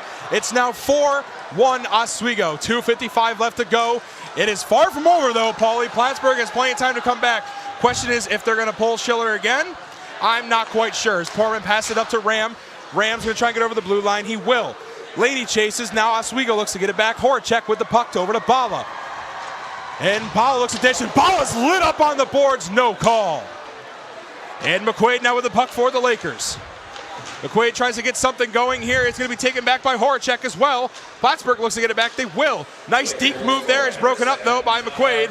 And McQuaid is fighting for it with Bulger. McQuaid and Bulger up against the boards. It comes up to D'Addario. And D'Addario with the puck shot. Goes wide left. No good. Ergo now with the puck for the Lakers. Ergo's taking it down now for Oswego through the neutral zone and over the blue line. He tries to find Cohen's shot. Goes wide. Ergo regains off the wall. And Oswego slowing things down here. Smart play. Cooper up against the boards for it. So is Ergo. It goes over the blue line. Oswego forced to reset. And Plattsburgh will get it now with Bellini. And Bellini dishing it over now to Singer. And Jasmine's just going to dump that one down towards Milberg, who's paying attention. That one goes into the stick of Semrad. Minute 40 left to go. Vasila with the puck. No opportunity to pull the goalie here anyway for Plattsburgh. The Oswego's just had their foot on the gas here. And Singer pisses it around the board now for Plattsburgh. Here comes Simons to chase, and he gets right in there. And Oswego looks to break it away. Simons has an opportunity. Another shot. Shot scores! Cam Simons, top side! And Simon says, what about me? He gets the 5th goal for the Lakers. Not even a minute passing before they get their 4th. A nice feed to him after almost another empty net goal where Schiller wasn't in between the pipes. Another opportunity there that wasn't capitalized on. And Simons ripped one right into the back of the net. It's 5-1 just like that, Kenny. Hey, you want to guess a fun stat here, Paulie? That is now the 4th Oswego State Laker to get their first goal of the season against the Plattsburgh Cardinals. And Paulie, again, it's not over till it's over, but it's 5-1 Oswego, minute 21 left to go. This one looks all but over, and Oswego wins the face-off and loses possession as the Laker faithful are deafening in the Deb. And Simon gets the puck now, takes it across the blue line to the neutral zone. Fudger dumps it down low. 1:08 left to go in this whiteout game. Oswego nearing a sure victory over the number 12 team in the country, the Plattsburgh State Cardinals. And Portman to chase now for the Cardinals. It goes behind him. No one knows where it is. Portman gets it back. And Portman loses an edge there. He won't get it. Baker goes to find it. He'll lose an edge. And Simpson chases down low for the puck. Cardinals trying to get something here. 45 seconds left to go. And Bulger dumps that one down low towards Baker. 40 seconds left, only 40 ticks left for the Lakers. And Baker sits patiently behind the net knowing he can waste, well, just about as much time as he wants to here. 30 seconds left in the matchup. Baker finally gets the wheels running here for the Lakers. But that one stopped by the Cardinals. Swing and a miss there by Simpson. And Bellini loses it again over now to Weaver Vitale. Bellini now with Weaver Vitale with the puck for the Cardinals. 15 seconds remain. The crowd is getting anxious here in the Deb. And Payon dumps that one away. It's stopped by Sutherland. Sutherland dumps that one down towards Milberg. 5 seconds remain in the game for the Lakers. And Bala with the puck now. It's over against the wall. 1 second is left. They'll fight for it, and the game is over. The Oswego State Lakers have won whiteout 2024. They have got redemption for the playoff game they lost in the Gold Rush SUNY semis, and they do it again. The 3rd whiteout in the Deborah F. Stanley in the year of 2024, and the Lakers go 2-1 on those games. And what an absolutely amazing feeling it must be for Ed Gosick and the new revamped Oswego State Lakers. 17 new guys, and they get their first win on whiteout weekend against a ranked Plattsburgh State Cardinals team. 39 shots for the Lakers. They were just powering it home. 5 goals for them. And one of my keys to the game earlier, Kenny, let the freshmen play. They had 3 points in the first 3 games. 8 today. A couple goals by a couple of them, and then assists all around for a lot of vets. But the freshmen did a great job today, and let's not forget about Milberg in net. On 24 shots, he saves 23 of them, one that just gets by him. An amazing night to be an Oswego State Laker fan, and these guys are going home happy. Absolutely, and the Lakers once again take advantage of Schiller in net in the Deb. He's now 0-3 in whiteout games played in Oswego. A bad night for him, 5 shots getting by on 39 attempts. While Plattsburgh, they get one in on Milberg, 24 shots. Milberg pat himself on the back. What a great night and a huge upset for the Lakers. Now we've been talking about whiteout and rivalry, but Paulie, we are just not mentioning this is the number 12 team in the country. Oswego getting votes in the poll. Could this push them over the edge after the close loss to Adrian, or they still need more? I think they still need just a little more, but this, a convincing win to do it. I mean, you're winless, and then you score 5 goals against Plattsburgh. What a way to get your first win. A lot of these freshmen and Ed Gosick really happy, and a lot of the veteran players on the team really happy for the new guys. Absolutely, as the green seats look like they finally return here in the Deb, and all the white shirts start to file out. They're going home happy, and the Lakers take the victory 5-1.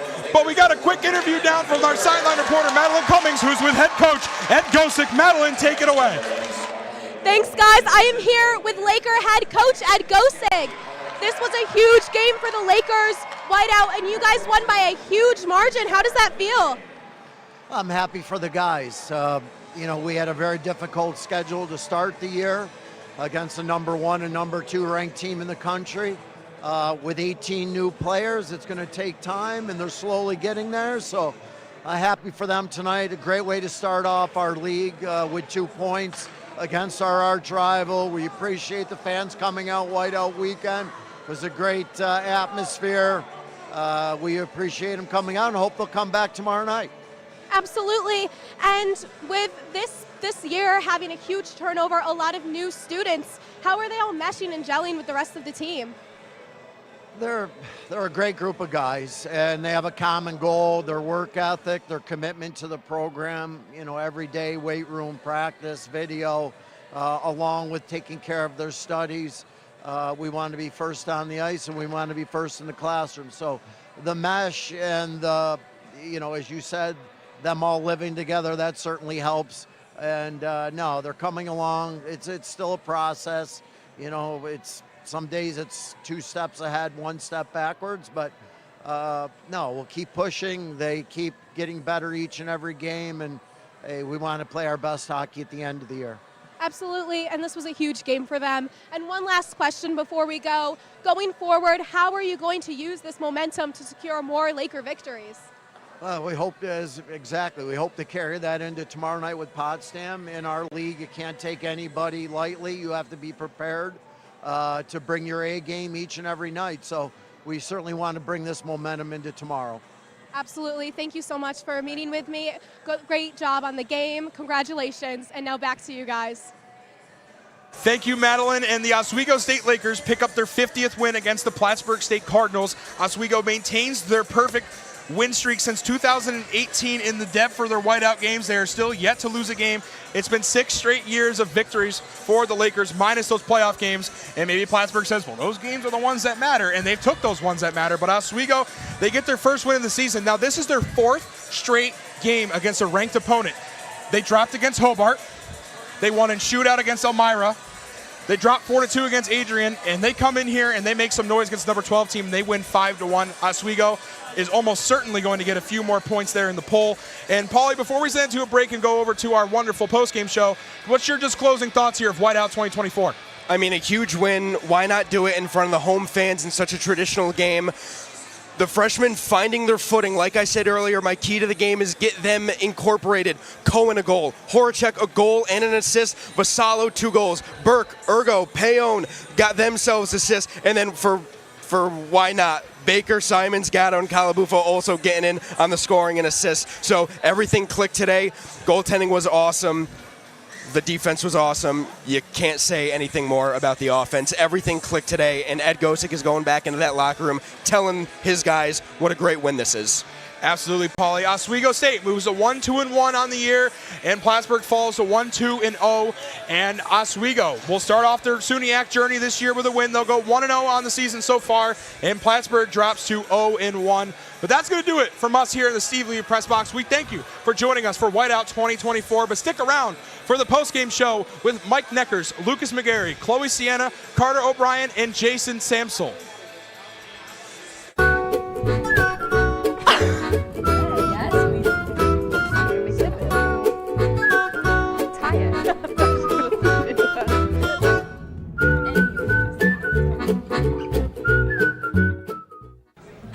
Put the keys down, Kevin. But I'm gonna drive home. There are several warning signs present that you shouldn't be driving. I guess I have really been looking for love in this dating app. Yep, I'm definitely gonna call a ride home.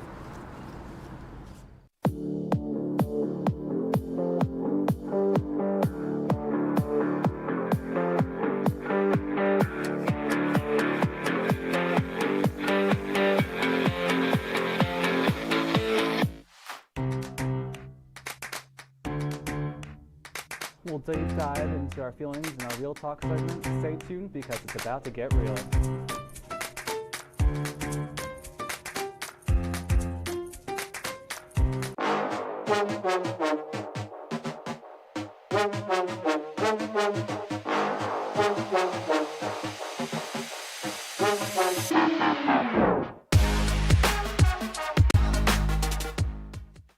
What's going on? Yeah, dude, we go on at like 11:30. It's like No. What do you mean no? It's 10:30. 10:30? Matt, it's 10:30. What do you mean it's 10:30? Hey, don't touch that. That's my ladder. Hey, man. Whoa. You know this book was already discounted 10%? Wow. Get a closer to that one. Matthew, Broadcast news. look at that. Can we go back inside? I want to sleep in the studio again.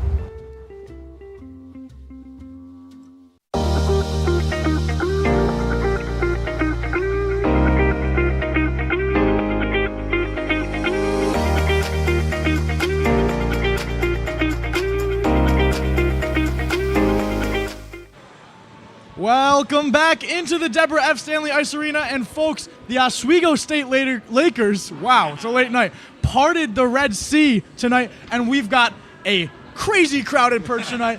Myself, Mike Neckers, Lucas McGarry, Chloe Sienna, Carter O'Brien, and two faces you've seen but not up here, Jason Samsel and Madeline Cummings. And guys, I just want to start off by saying the crowd tonight looked like a wacky waving arm flailing inflatable tube man. You know those guys outside the car dealerships?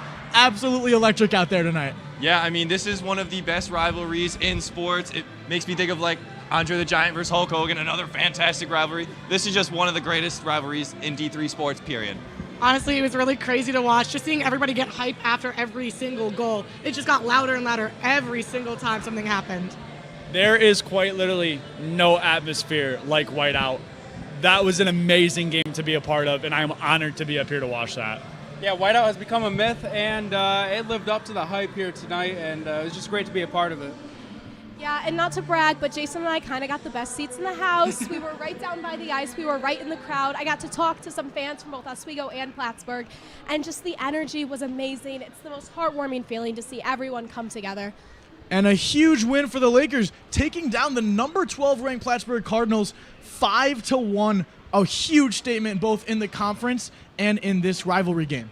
Yeah, I mean, that's pure dominance. And like we were talking about before, about the momentum that you get from a big SUNYAC game like this, and it's the first one. SUNYAC conference is up and open for business, and it's going to be a bloodbath. Yeah, Lucas, it was just a great game. And Jason, sorry, late night. I want to talk about all of the new goal scorers for the Lakers, and I think you have a little stat for us here. Yeah, 4 players scored their first goals tonight against Plattsburgh, and what a way to do it on Whiteout night. It was a great all-around effort for the Lakers. Yeah, and Oswego put the nail in the coffin pretty early on in the third, coming out and scoring that first goal, I think maybe 2 minutes in, and then from there it was just all Oswego. The Cardinals couldn't do anything. Schiller had a really rough third period. You could see him getting frustrated at the end there with his team. Yeah, I mean, he got left out in the open multiple times at the end. Very, very sloppy defense from Plattsburgh, and it wasn't going his way. He let up a lot of goals. It's just frustrating. And right when he was off the ice, too, Oswego really took the advantage of having that open net. And once they got past like the middle of the ice, it was just smooth sailing for the rest of it just to get that goal. It was a great goal for Oswego. Looked kind of easy, but I can't really talk. Yeah, no, Schiller and the Plattsburgh Cardinals definitely have a lot to look back on and possibly want to change about tonight.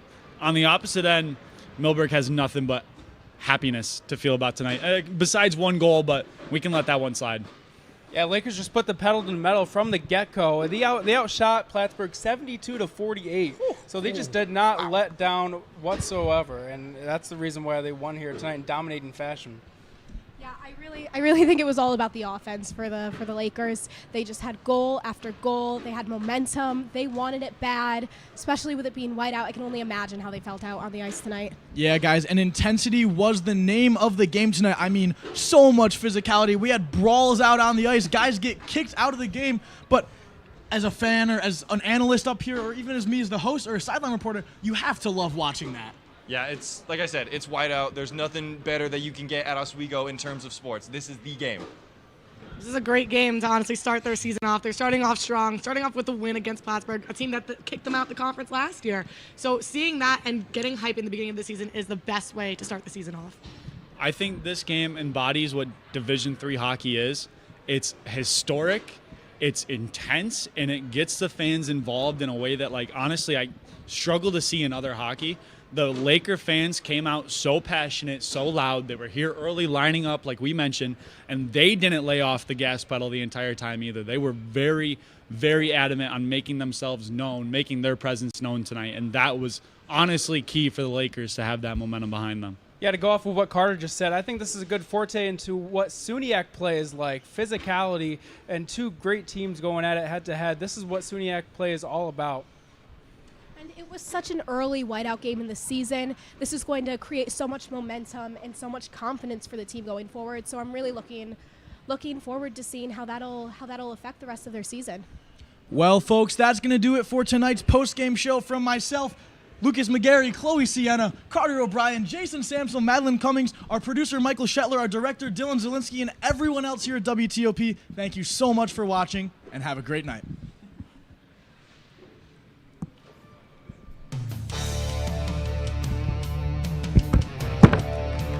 Whiteout.